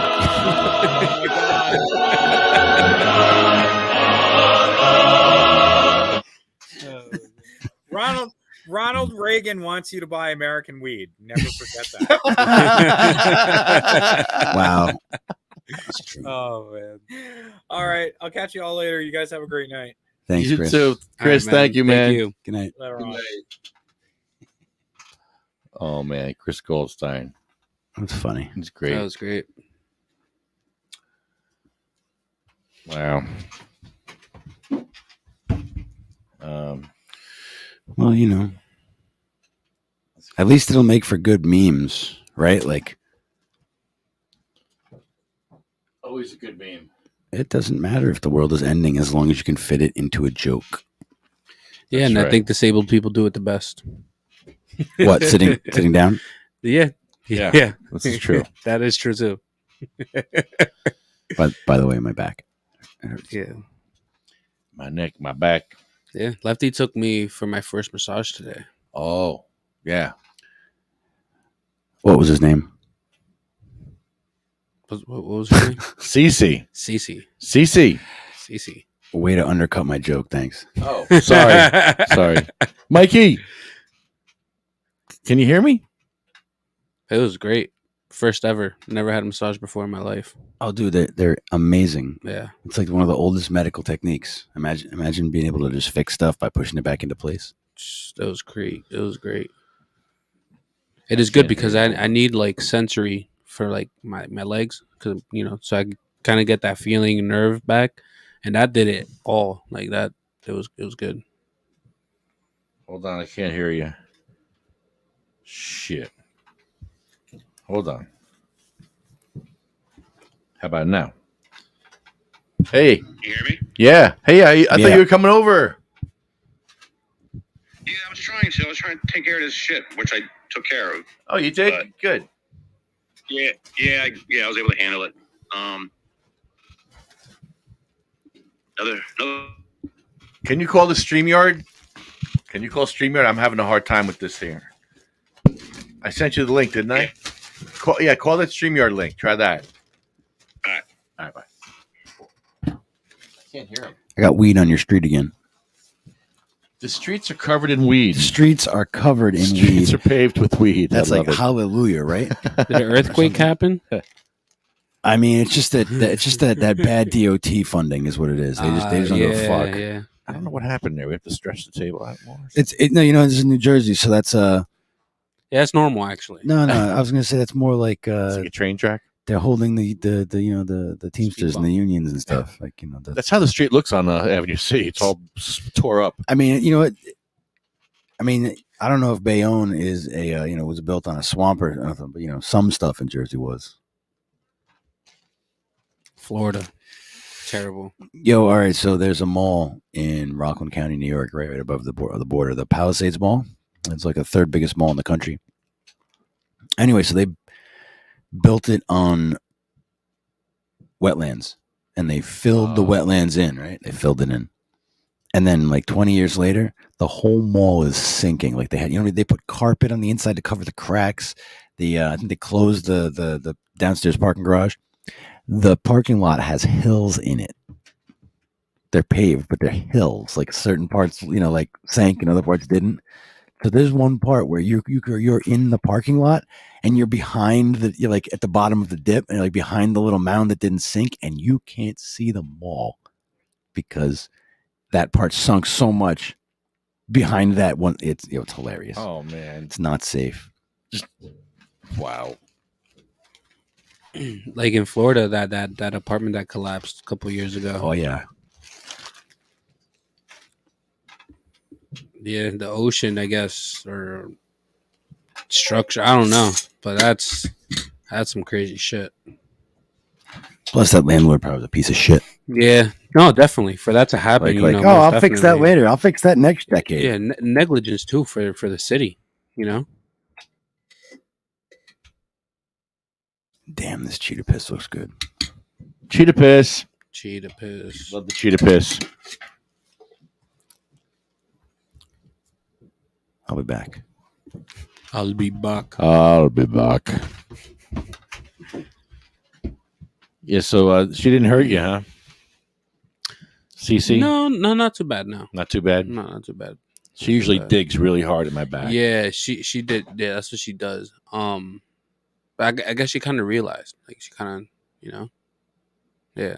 I was trying to tell her, like, yo, like, because she was like feeling my hips. She was like, what the fuck's going on here? And I was like, it's metal, but I don't think she understood. She probably saw the scars. Yeah, no, she definitely. You can't miss that. You can't, no. So she's like, oh, okay. Yeah. She probably worked on the scar at all, or no? Yeah, she did a little Yeah. bit. Yeah. She put a hot rock on it too. How'd that feel? That was good. It's pretty cool. Those rocks are hot. Yeah, that was cool.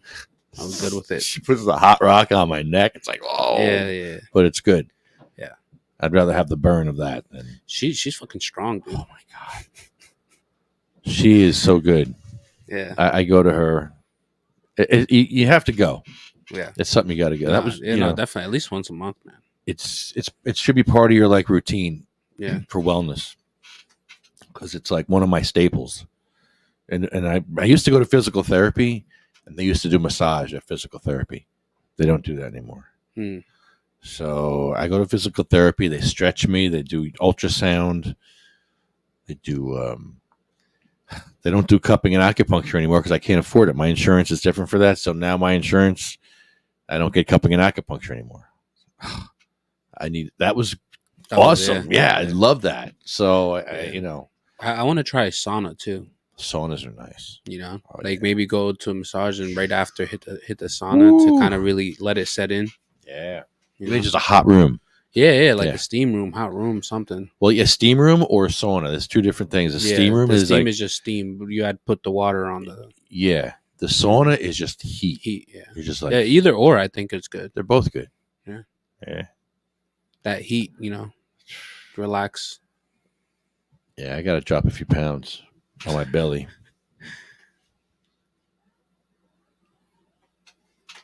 Yeah, man.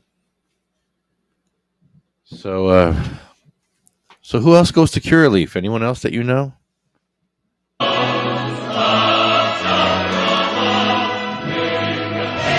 We're not going to go there. No, I know we're not going to go there. We're not going to go to Curaleaf.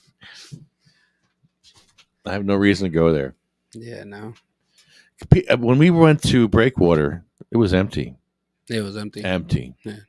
And I guess two people walked in. It's probably like you probably get one an hour, maybe. If that. People aren't stupid. They probably went there once or twice and were like, "I can get weed like this." It's like when I first joined the program, I really used to use the program. Yeah. But then I was like, man, I'd just rather get the label is all I need, and I'm good because it just gets expensive. Yeah. And then being disabled and then not being able to work and all that, it's disabled and broke like the rest of us. We're all disabled and broke, all of us. Like, what the hell do you want from us? Yeah. What'd you call me? Hold my cane. Hold my cane. I got a cane in my car. In fact, you know what? Uh-oh. Is that New York? Yeah. Oh. It's good till April. That's a New York one. It's good till April. That's good to have for New York. Because mine doesn't work in New York. Yours does work. Of course it does. What are you heard it doesn't. No, of course it works. If your driver's license is accepted in New York, then you're come My on. plates. I have plates. Come on. Yeah, you're good. Of course. I thought New York City was different. Like New York I would City. sue. Get a ticket and what? Okay. Come on. That's not fair. Like who? Like, Mission. what do you mean? Like you're you're disabled in New Jersey, but New York City's like, we don't believe you. You could just buy that on the internet. What are you talking about? I was told from the guy across the street that you need a special pass, a permit you can get. Maybe if you live in New York City and you're parking all the time. If you work there, if you work there. I mean, I would That's fight bullshit. that. I would say fuck you. You got to pay. Yes, got to pay extra for a permit for New York. Take more of our money. Well, you know, It's crap. yeah, that's awful. The question is, how many handicap spots are there in New York City? There's probably Yeah, a that's very really small amount. That sucks. Maybe wait. Maybe when you pay, they create a new one. That would be great. That's worth it. You're basically buying a spot, but at least you get one. You may not have to pay for meters. You may have to pay for the first 10 minutes, and then it's free. But After that doesn't help. Any spot you It can should grab. just be free. It should be free. Like any spot you can grab. In Bayonne, it's free. They won't ticket you. They won't ticket handicap plates in Bayonne. So yeah, why is that here? That should be on your vehicle at all times.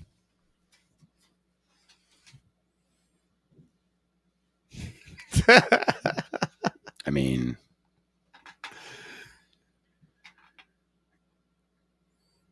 it's not fair. It's not fair. It's not. It's really not.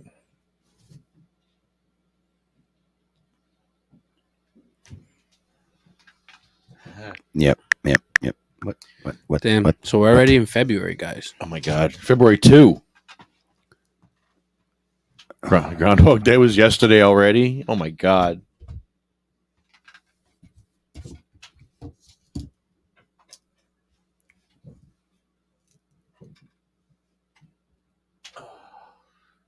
Come on, dead air. Say something. Oh, there's Mikey. There he is. The suspense. Yo, can you hear me? Hey man, what's up? I can't see you though. Oh, there you Yeah, are. there you go. Yeah, God said there would be light again, and there is. Yay!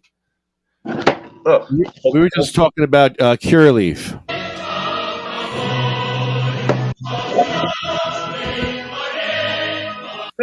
How they're ripping off patients. yeah, what do you guys think about that? Well, we're kind of expecting it, and Uh-huh. there's some great memes out there. Chris Goldstein has some great memes, and so does Mr. Shirley. What's his name? Getting High with Cats. Yeah, check out Getting High with Cats on Instagram. He's awesome. Best memes I've seen all week.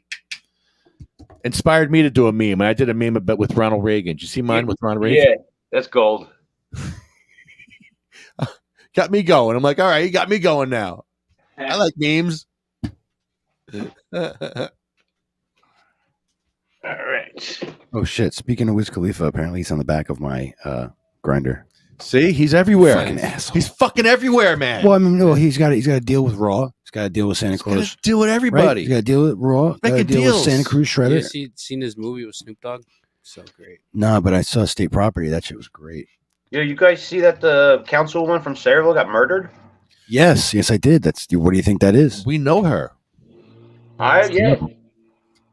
She was like the only nice one there. Yes. That's probably why they got her. Right, Mike? Yes. She was the only nice one. Yes.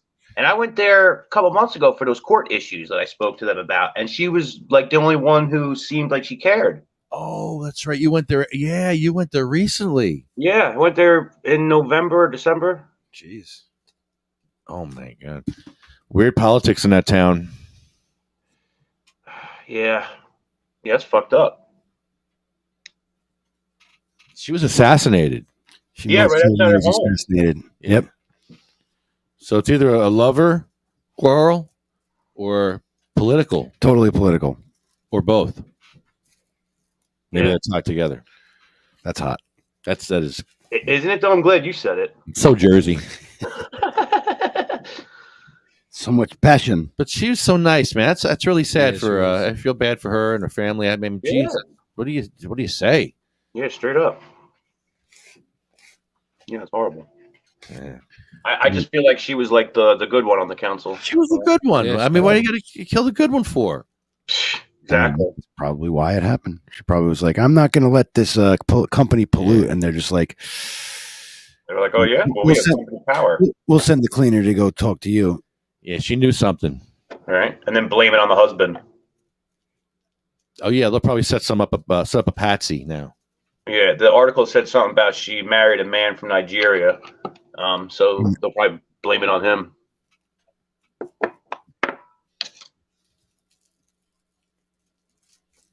Wow.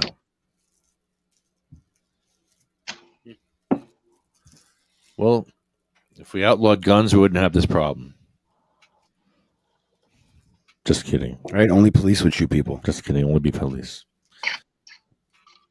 I think that's happened before. She should have been armed. He should have had a pistol. Yeah. I mean, the problem with guns is that you definitely enable, irrational, impulsive acts of violence by letting guns, and you just can't avoid that as part of gun ownership for the rights and self-defense part of it. It's unavoidable. How could you possibly gerrymander owning and using guns around those things? It's impossible. Usually with licensing, though, there's classes you have to take, and maybe they can, Right, but I mean, let's just say, the same type of person that can snap and punch you is the same type of person that can snap and shoot you. So that person can still get a gun. You know what I mean? illegally, yeah. No. I mean, I don't mean just because You not just can't have not everyone's a felony. crazy person. You know what I mean? Sometimes if it's just part of it. That it's have to break eggs to make an omelet. There's no way to avoid that collateral damage in society of people using guns for irrational, impulsive, and unethical murder. To have them around in order to defend yourself from, being murdered or whatever, how can you separate that? It's in it's all or nothing. UK they made it hard for people to have guns, and now everybody's stabbing each other. Sword fight. I need a sword. Yeah, I want a sword. Swords are illegal. They're just stabbing each other with knives. Oh, knives, kitchen knives. I'd like to take this opportunity and shout out to Pat Duff for catching his car thief. Amazing work. Yeah, that was cool. You saw that they took the 5-0 badge off the side though. Yeah.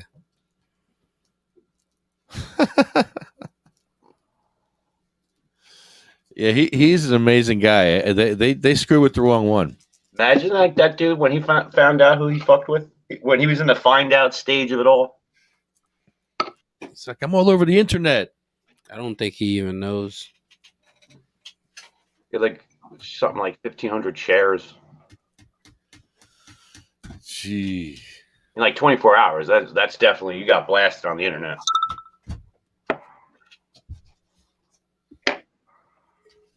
So William Shatner is going to be in Englewood next week For spoken word. They're going to premiere Star Trek II: Wrath of Khan, and you can take a picture with William Shatner for a certain amount of money.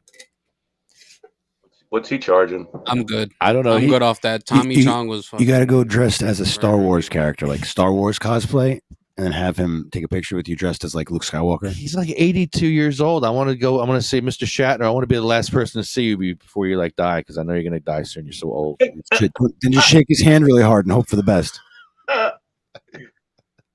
He might think that's funny, or he might fucking kick me. Yeah, that goes either way. I mean, if he tries to kick you, you can move out the way because he's old. I know. You're so old. I'm not even afraid of you kicking me.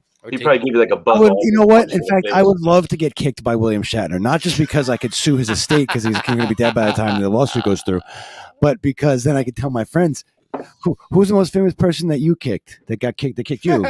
Oh, yeah? Captain Kirk kicked me. Kirk kicked. Same guy who I won the most money from a lawsuit from is what you'd also say.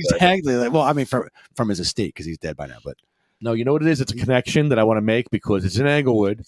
I want to see him and say, Mr. Shatner, can you please help us in Englewood? You could just drive when you leave here, drive down the street and look at the Englewood post office and look at the accessibility for people in wheelchairs. And you tell me, because you'd be a great help if you spoke out about this.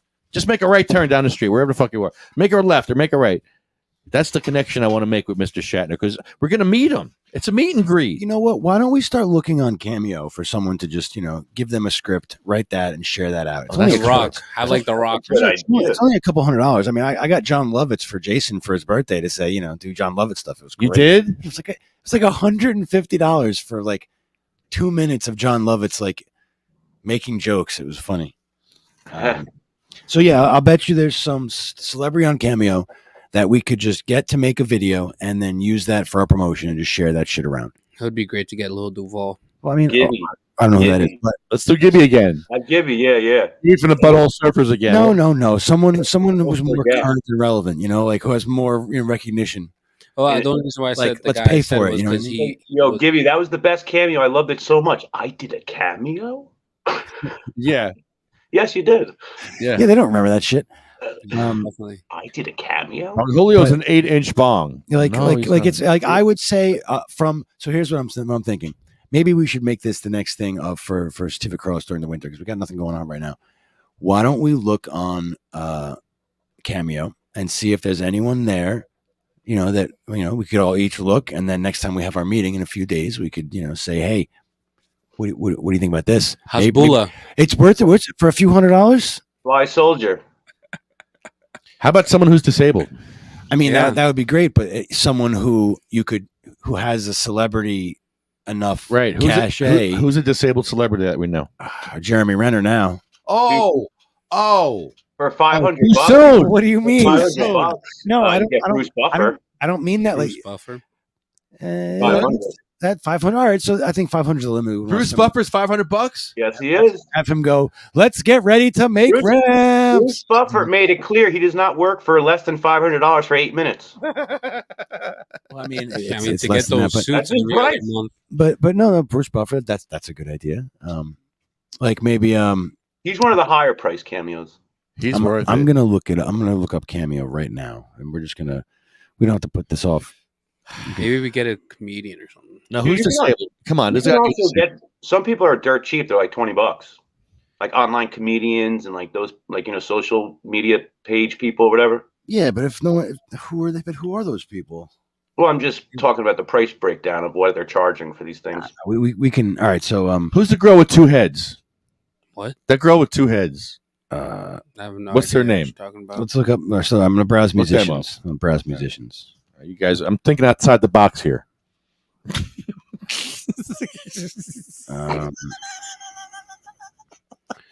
All right, so should I? So Girl with three heads. you can get Mark McGrath from Sugar Ray for $90. What? Yeah. Wow, you can get Max Cavalera from Soulfly and Sepultura. $50.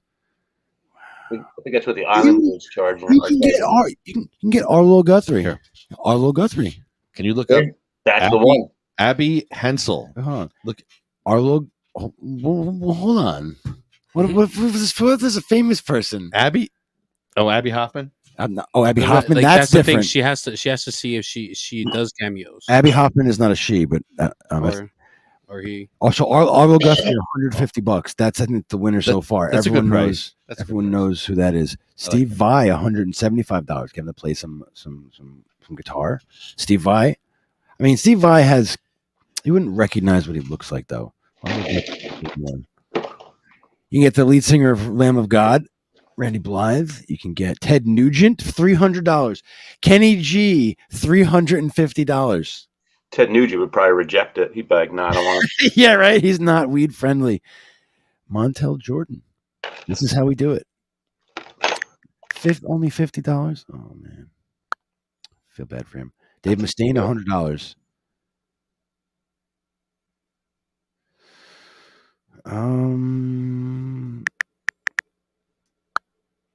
You can get Riff Raff. You know who Riff Raff is. Riff Raff.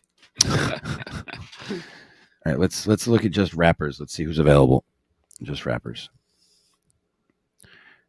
Riff Raff, Island Boys are $80, man. Dougie Fresh, Devin the Dude, Shaggy Two Dope from Insane Clown Posse. There you go. There you go.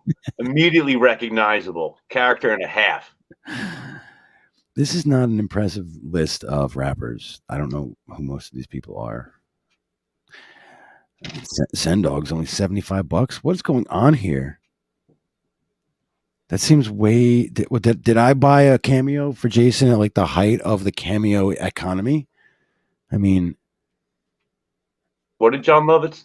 What was he What was his price? It was like $150 to just to wish happy birthday to Jason. It was funny. All right, let's see. Go back to all categories, I guess. Anyway, what do you think? Stevie Wonder. He's disabled. There you go. How much? I don't know. Look up Stevie Wonder. Oh, okay. Sort by. Oh, let's just go back to Cameo. Good one. Tom Cruise is disabled?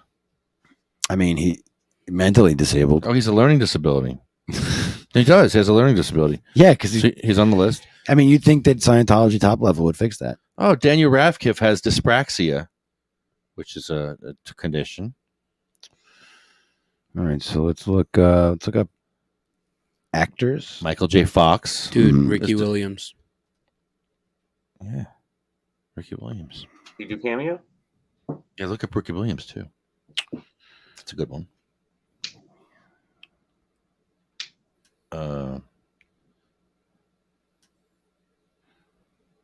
Wow. You get the guy who played Shooter McGavin in Happy Gilmore, $250.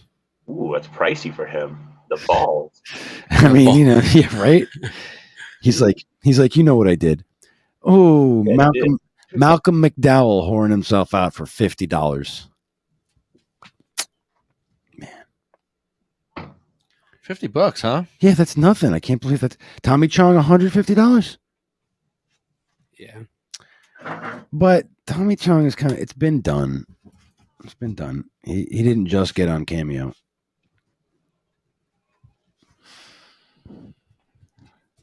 I thought this would be a better selection of people. I was not. Let's do it. Let's sort by price. There you go. Who's the most expensive? I think Buffer. Only $100 plus. View results. Come on.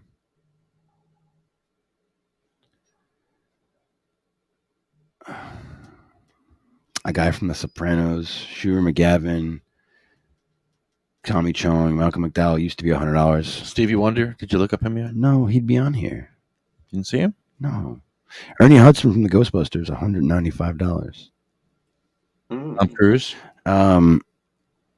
Elaine's boss from Seinfeld, $199. That's cool. That's neat. Right, Mr. Fetterman.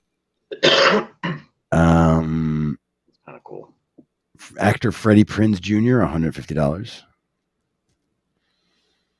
I think Elaine's boss is great.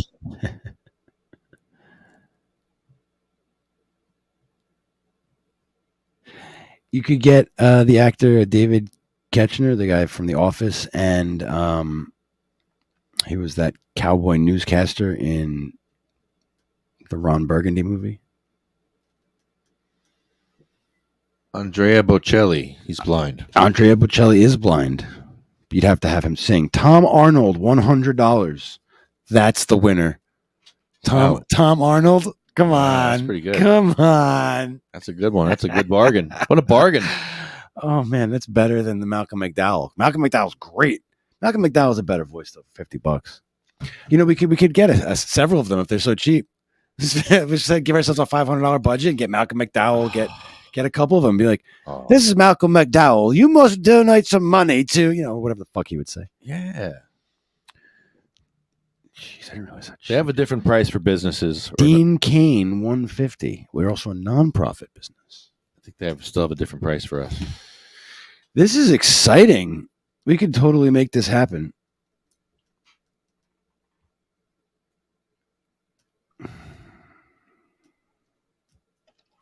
Billy D. Williams. Wow. $300. Totally worth it. Get him before he goes. Yo, He's 82. Billy D. Williams, fucking Lando, Colt 45. No, get the oldest people on the list. The ones that are going to die soon. Yeah. Like the 90-year-olds. Like, who's the oldest one? Eric Estrada, $150. Oh, he's like 80. Say, hi, I'm Eric Estrada. This is my last video before I die. I want him to say that. Make him say dumb shit like that. Wait, you can get Jonathan Frakes, from Star Trek Next Generation, the first officer. Hi, I'm gonna die too. I don't know who's gonna die first, me or this other guy. Let's do that. Let's troll these guys. You can get the guy who does the Dos Equis commercials. I don't drink, but when I do, I drink Dos Equis. I don't die, but when I He do, does it? this will be my last video. He's That's funny. $325. Whoa.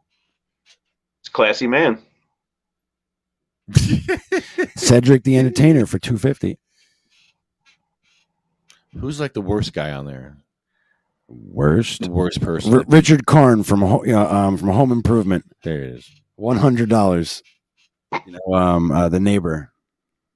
See, we could have got Gilbert Gottfried before he died. We missed that boat. He was on there. Yeah. We were thinking about him. You should have you should have jumped on it. Like, I know. I'm serious Now about he's this. dead. This is great. They're like, you know what? We should just like John Cleese, $3.99. How old is he? He's really fucking old, and he's hilarious. John Cleese, come on. Wow, I mean, this is the type of thing where like we could do one every quarter. You know, like for real. You would gain a lot of traction because people share that shit because they're celebrities and this, it's just stupid culture has that momentum. But we can use it for our advantage. John Cleese, $3.99. Beverly D'Angelo, $200. He's 84. John Cleese? He's 84. And just as funny. He's gonna die. He's gonna die soon. Hurry up. We need to get him on our show. I mean, get him on our show. Why the heart's beating. It doesn't Cameo doesn't work that way. It's not an interview. Well, you can play it. Joey Pants, $179. Joey Pants. Who's that? Joey Pantoliano. Like Joey Pants. Joey Pants. The actor, Joey Pantoliano. You know, he was Cypher in The Matrix. How about Joey Chestnut? Oh. You know Joey Chestnut? Yeah, the All-American hot dog champ. Come on, he's eating more hot dogs than anybody. What about Bronson Pinchot? Remember from Balky from Perfect Strangers? That's going back too far, huh? I like him. Don Johnson, $500. Oh, he's on his way out.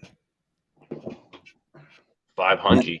500. That's as expensive as it gets so far. I don't think I've seen anything over 5. We're playing Death Pool with Cameo right now. We're gonna pick the oldest person. I don't know if we're playing Death Pool. I'm still looking for someone higher. Wait! I found it. I'm sick. I found it. I'm a sick fuck. Look, hey, no. Our search is over. Ready? For $140, we can have Jesse Ventura. Governor Ventura. Oh wow! Boom.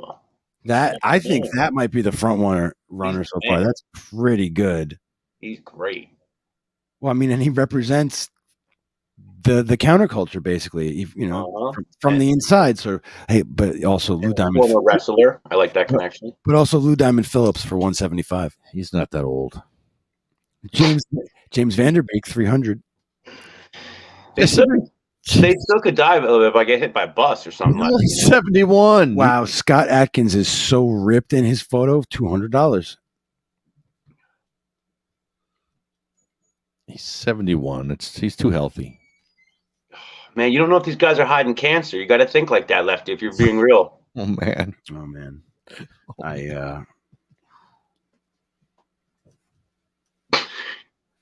Mario Cantone, $200. $200. He's fabulous. Fabulous. I like him. I like this show, Steamboat Alley. Steamboat. What was his show? Steamboat something? Steamboat shit something. What the hell was his show? He was like Joey Diaz. I mean, he was one of the hosts of Wild and Crazy Kids when I was a child, right? Is Joey Diaz on there? Michael Rappaport, $199. Yes, he's a good one. It's really funny. So, all right. So I know someone who produced a documentary about religious cannabis out west, and it was he's a brilliant guy, but the documentary was unwatchable. But it contained he had a bunch of promotional material that he basically made from doing Cameo, and I'm recognizing all the different people he used. Like, oh yeah, you just hired these people off of Cameo to read your script for your promotion for your. So anyway, it works like that. Steam Pipe Alley. Brian Austin Green from Beverly Hills 90210. Come on.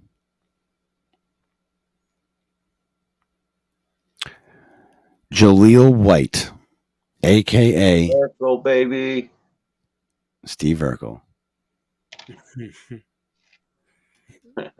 before he dies. I wonder if he would do it in Steve Urkel though.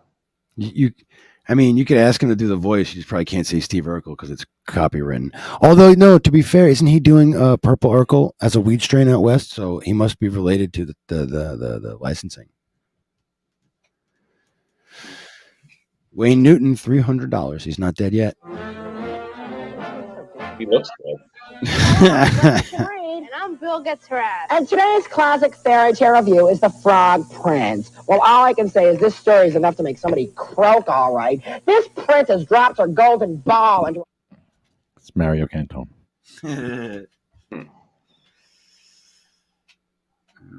Gotta love Mario Cantone. I used to watch him. I think Michael Rappaport would be a good one too. Jason Mewes, Jay and Silent Bob, 175. Sean Astin, $349.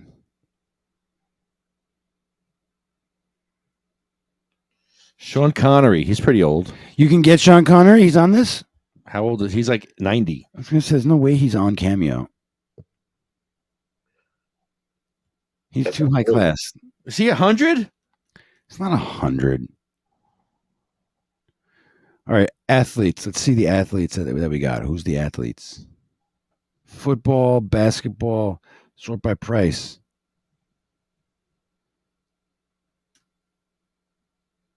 Barry Bonds. That'd be great. Price. Norman Lear. How about Norman Lear? Who's that? Three's Company. Oh no, that's Norman Felt. Wait, Norman Lee. He's a director. Never mind. Shit. Diamond Dallas Page. Janice Page. All these sports people. I don't know who any of these people are. So. Ray Anthony. Maybe we can get Mbappe. Mbappe. I just love saying his name. June Spencer. Jesse Ventura's on this list, huh? All right. So. Which is probably the only politician too, or political, former politician. There you go for business. Let's see what the rules are for Cameo. Unlock the power of celebrity for high-performing creative solutions.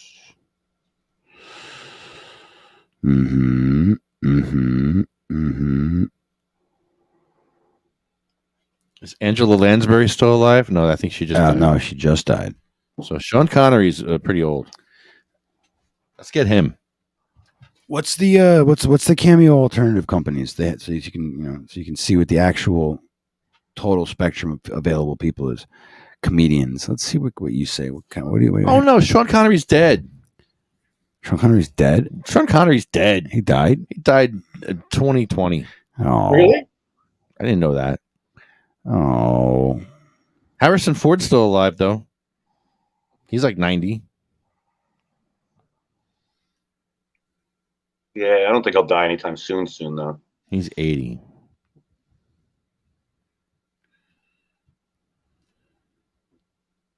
Not too many chicks on there, huh?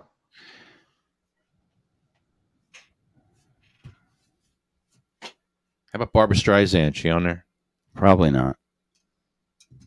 Anyway, that Too was classy. that was worth that time. I think we should do it.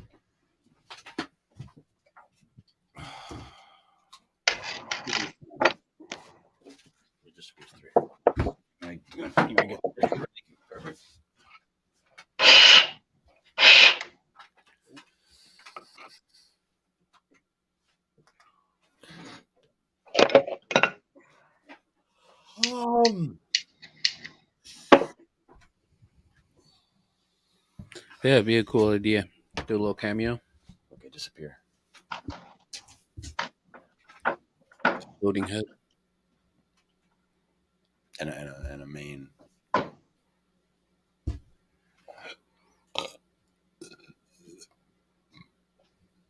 But yeah, we should do a cameo. We should get somebody.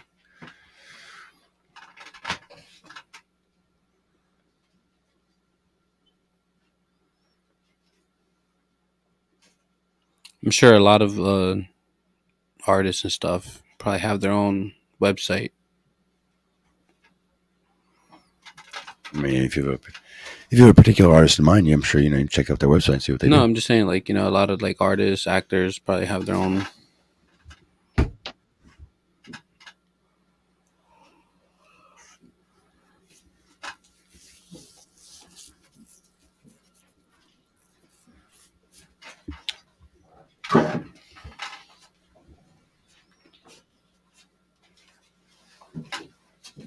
What's up? You're back. Oh, thank you, sir.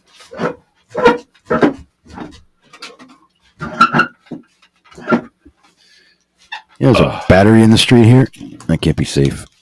Why is there a battery in the street? What happened there?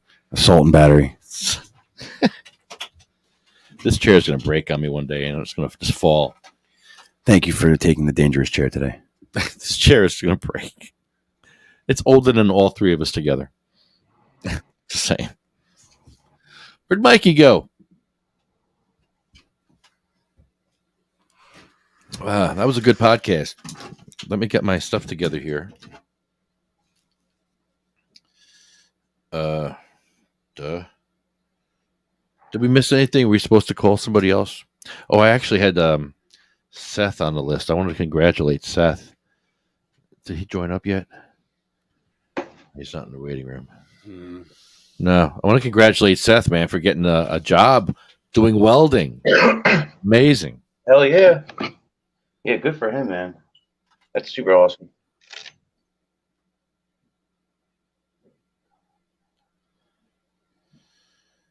Subway tuna and the hunt for green October. Okay.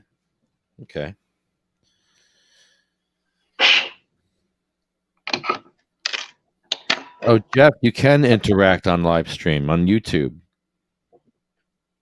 You could just go on YouTube. I'm not sure Jeff can get on YouTube. I don't know. What, too exclusive? Yeah, I guess so.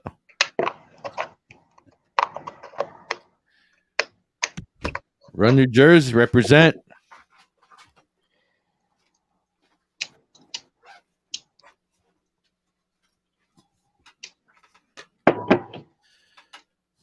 You can go to sativacross.org and donate money for ramps. There he is. Yo, Seth, what's up, man? FD. What's up, Chris? Mike? Oh, what's up? Guys, I was just jumping in and you're saying you're congratulating me. Thank you. Yeah, great job, man. That's awesome. Yeah. Man, congratulations. Yeah. Yes. Super proud of you, bro. That's awesome. Thanks. Yeah, last time Lefty was saying saying about like how I'm doing really well with it and stuff. That made me feel good, Dude, you're crushing it. You're crushing life right now. It's great. It's great to see it. I am. Yeah, you're doing all the hard work, man. That's why we like to encourage. Yeah. You're killing it, man. You're not fucking around. You're keeping it moving. You're keeping your head down. You're keeping it moving, man. That's how you got to do it. You're not being all crazy. Not being distracted. Not being like no drama, no bullshit. I love it. I love it. I love it too. Every day gets better. That's how it should be. Other people should take your example and run with it. Fuck yeah. Yeah, so I was just hanging around listening. So when you start Monday? Yeah. Nice. Cool. It's like ornamental welding, like handrails. They have a tank that welded so it doesn't leak water. Like I guess it's gonna get filled up. So the welds have to be sealed on it.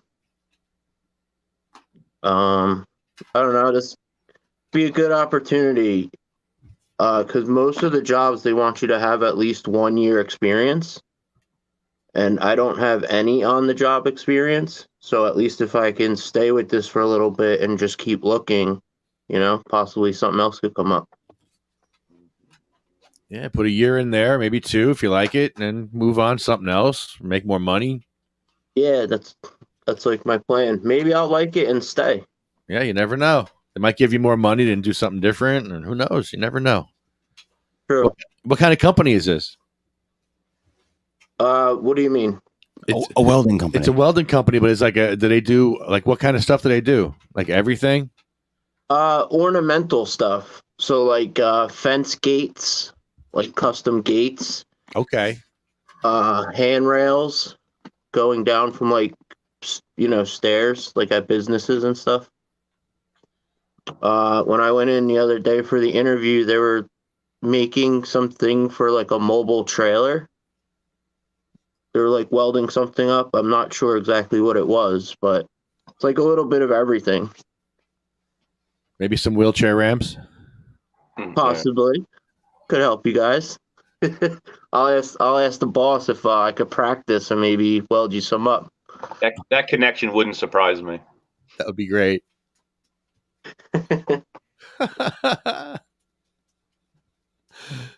Full circle. A full circle like that. That's great. Hey, we need a ramp fix. This ramp broke for this person. Can you weld this ramp? Yeah, sure. You can weld aluminum. Can you weld aluminum? No, it's different, right? Right, aluminum's different. Yeah, I can't. Yeah. I haven't gotten to that yet. You can't see the weld pool when you're doing it, and also I think it's easier to warp it because of the heat you're putting into it.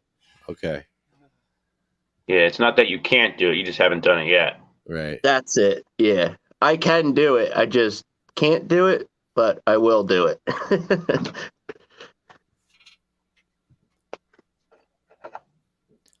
I didn't know race car drivers could catch fire with that different was it like propane or something or That sounds dangerous. what do they and you can't see the flame. So the race car driver will be on fire and nobody could tell. And he's outside running around and he's on fire, but you can't see it. Yeah, I seen that a couple I was like, I didn't know that happened. That's crazy. Yeah. I guess years ago, I guess, back in the 70s or 80s. Damn. The flame's probably burning so hot. That's why You can't see it. It's like invisible flame. Like what? Oh man. Take a dab with you guys. I got some Mac batter. Whoop whoop. All right. I'll join you with whatever the fuck I got here. I got white truffle. I got King Kush. Sorry, King Kush.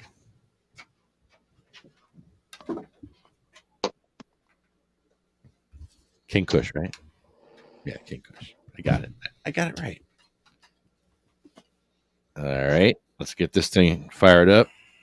I got so much oil on my battery, it doesn't work anymore. I literally have oil all over this battery.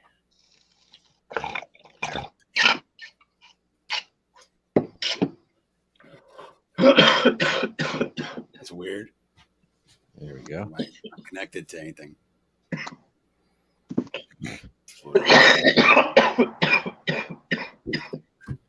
Oh no.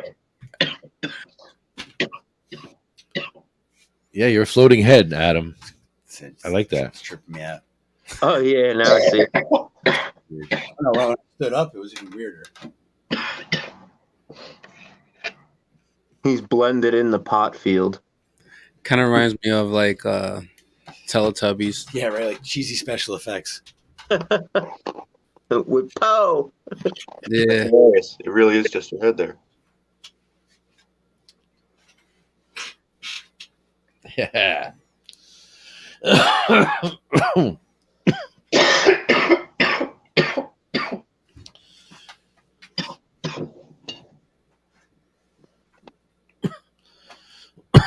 Well, I want to thank CMMNJ for supporting us, supporting our antics and our stunts over the years.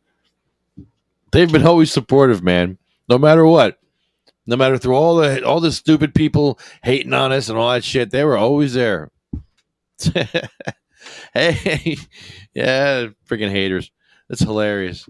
We were just talking about our haters. They're just like watching our dust right now. They're just like, duh, what do I have to do?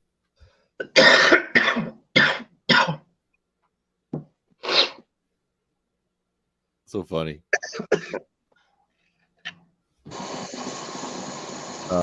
Canasense want to thank CannaSense for being by our side all this time too.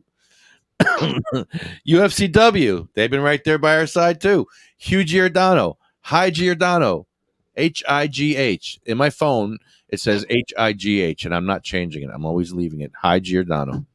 So when he calls me, it says Hi Giordano. That's perfect. Yeah, and I always tell him that, and he laughs. He was the best. He's our Jimmy Hoffa. He's our Jimmy Hoffa. He's such a nice dude. Except he's alive. Put it. All right. Make him a cameo. Hugh Giordano is going to do our cameo because he could be Jimmy Hoffa. He could be next. Hugh Giordano. Put him on our cameo for Hugh. We don't need to do cameo for him. We'll just have him do it. Have him do it. Yeah, it's perfect. We don't have to pay him. We'll pay him, but we don't have to pay him. We'll give him some weed. He'll have. Yeah. Hugh Giordano. We'll make he's Hoffa. We'll make him one off for a camera fuse. That's right.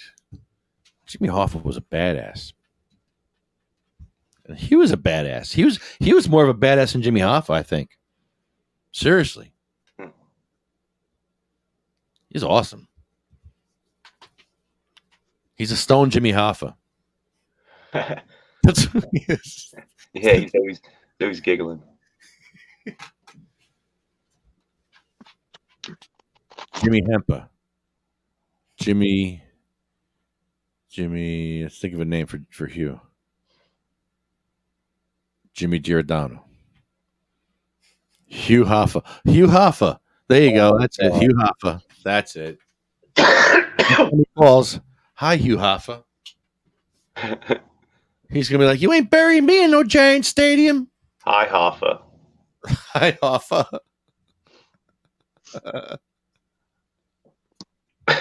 Hi, Hoffa. Got very altered quickly.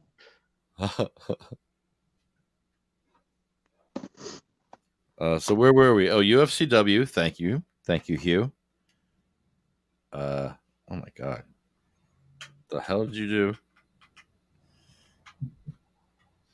Stemmy Hoffa. Best I could do.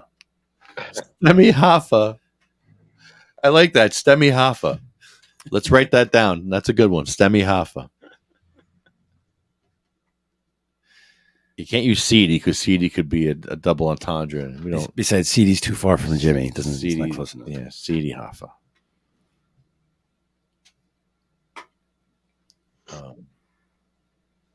Yeah, that's a tough one. That's a tough one. You can't really do too much with that. Who's another good union boss?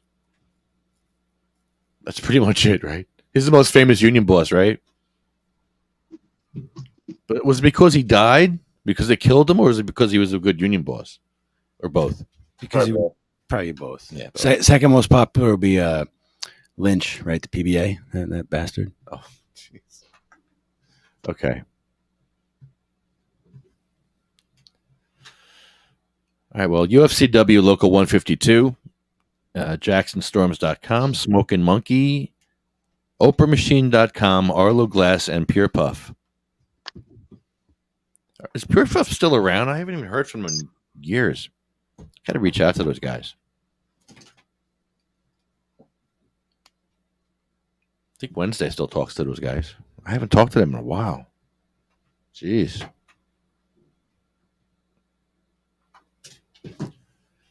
Mikey, I had chicken here for you, man. I had some double battered chicken here for you. From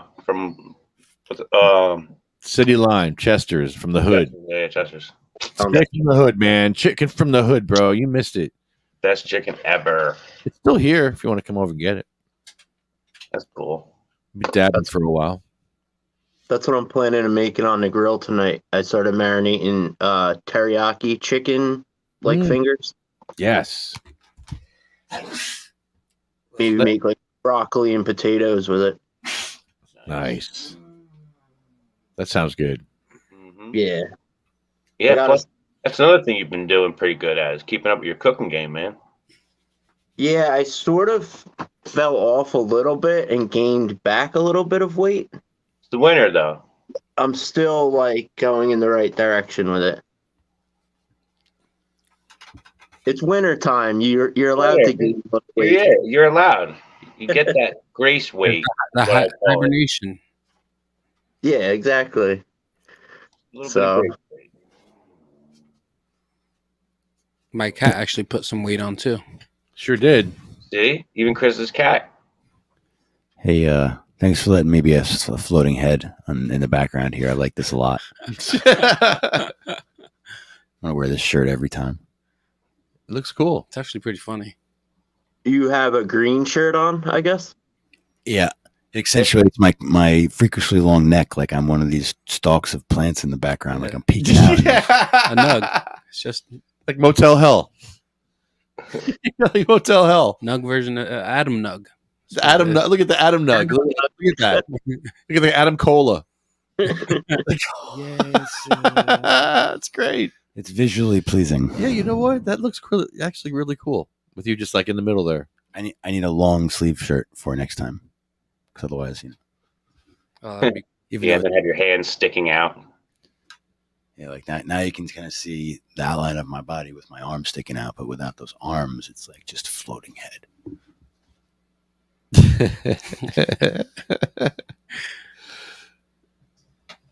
This is fun. that's Anyway, I gotta go. So Thanks, guys. Thank you. Here is our list: Cheryl Miller, Sabina, Diane, Gracie, Cindy, Marie, Jack, Joan, Randy, Polly, Bill, Chad, Jeremy, Colette, Matt, Troy, Russ, Roger, Jay, Ella, Hattie, Jackie, Anthony, Jake, Armando, Felicia, Lynn, Dan, Sean, Joyce, Lori, Frank, Brian, Flo, Carl, Thorne, Frank, Lorraine, Terry, Charlotte, Cher, Jaybird, Michael, Marley, Colette, Brendan, Red, Rico, Lulu, and Jeff. Thanks for all tuning in. That was a really good podcast. I learned a lot with Chris, as usual. He's such a good guest. He really is. I learned so much with him all the time. Pick his brain. He's a good brain to pick. He's smart. You always want smarter people than you around you. He does have a lot of information. It's good. But good seeing you guys. Have a great rest of your night. Seth, Yeah. you too, man. Night, Love guys. you. Good night. Hey, Mikey, do you want to do the thing with me? The ode. I want to do the ode with me before we Sure. go out. All right, Sure. I'll start it off. They went with songs to the battle. They were young, straight of limb, true of eye, steady and aglow. They shall grow not old, as we that are left grow old. Age shall not weary them, nor the years condemn. At the going down of the sun, and in the morning, we will remember them. Yes, sir.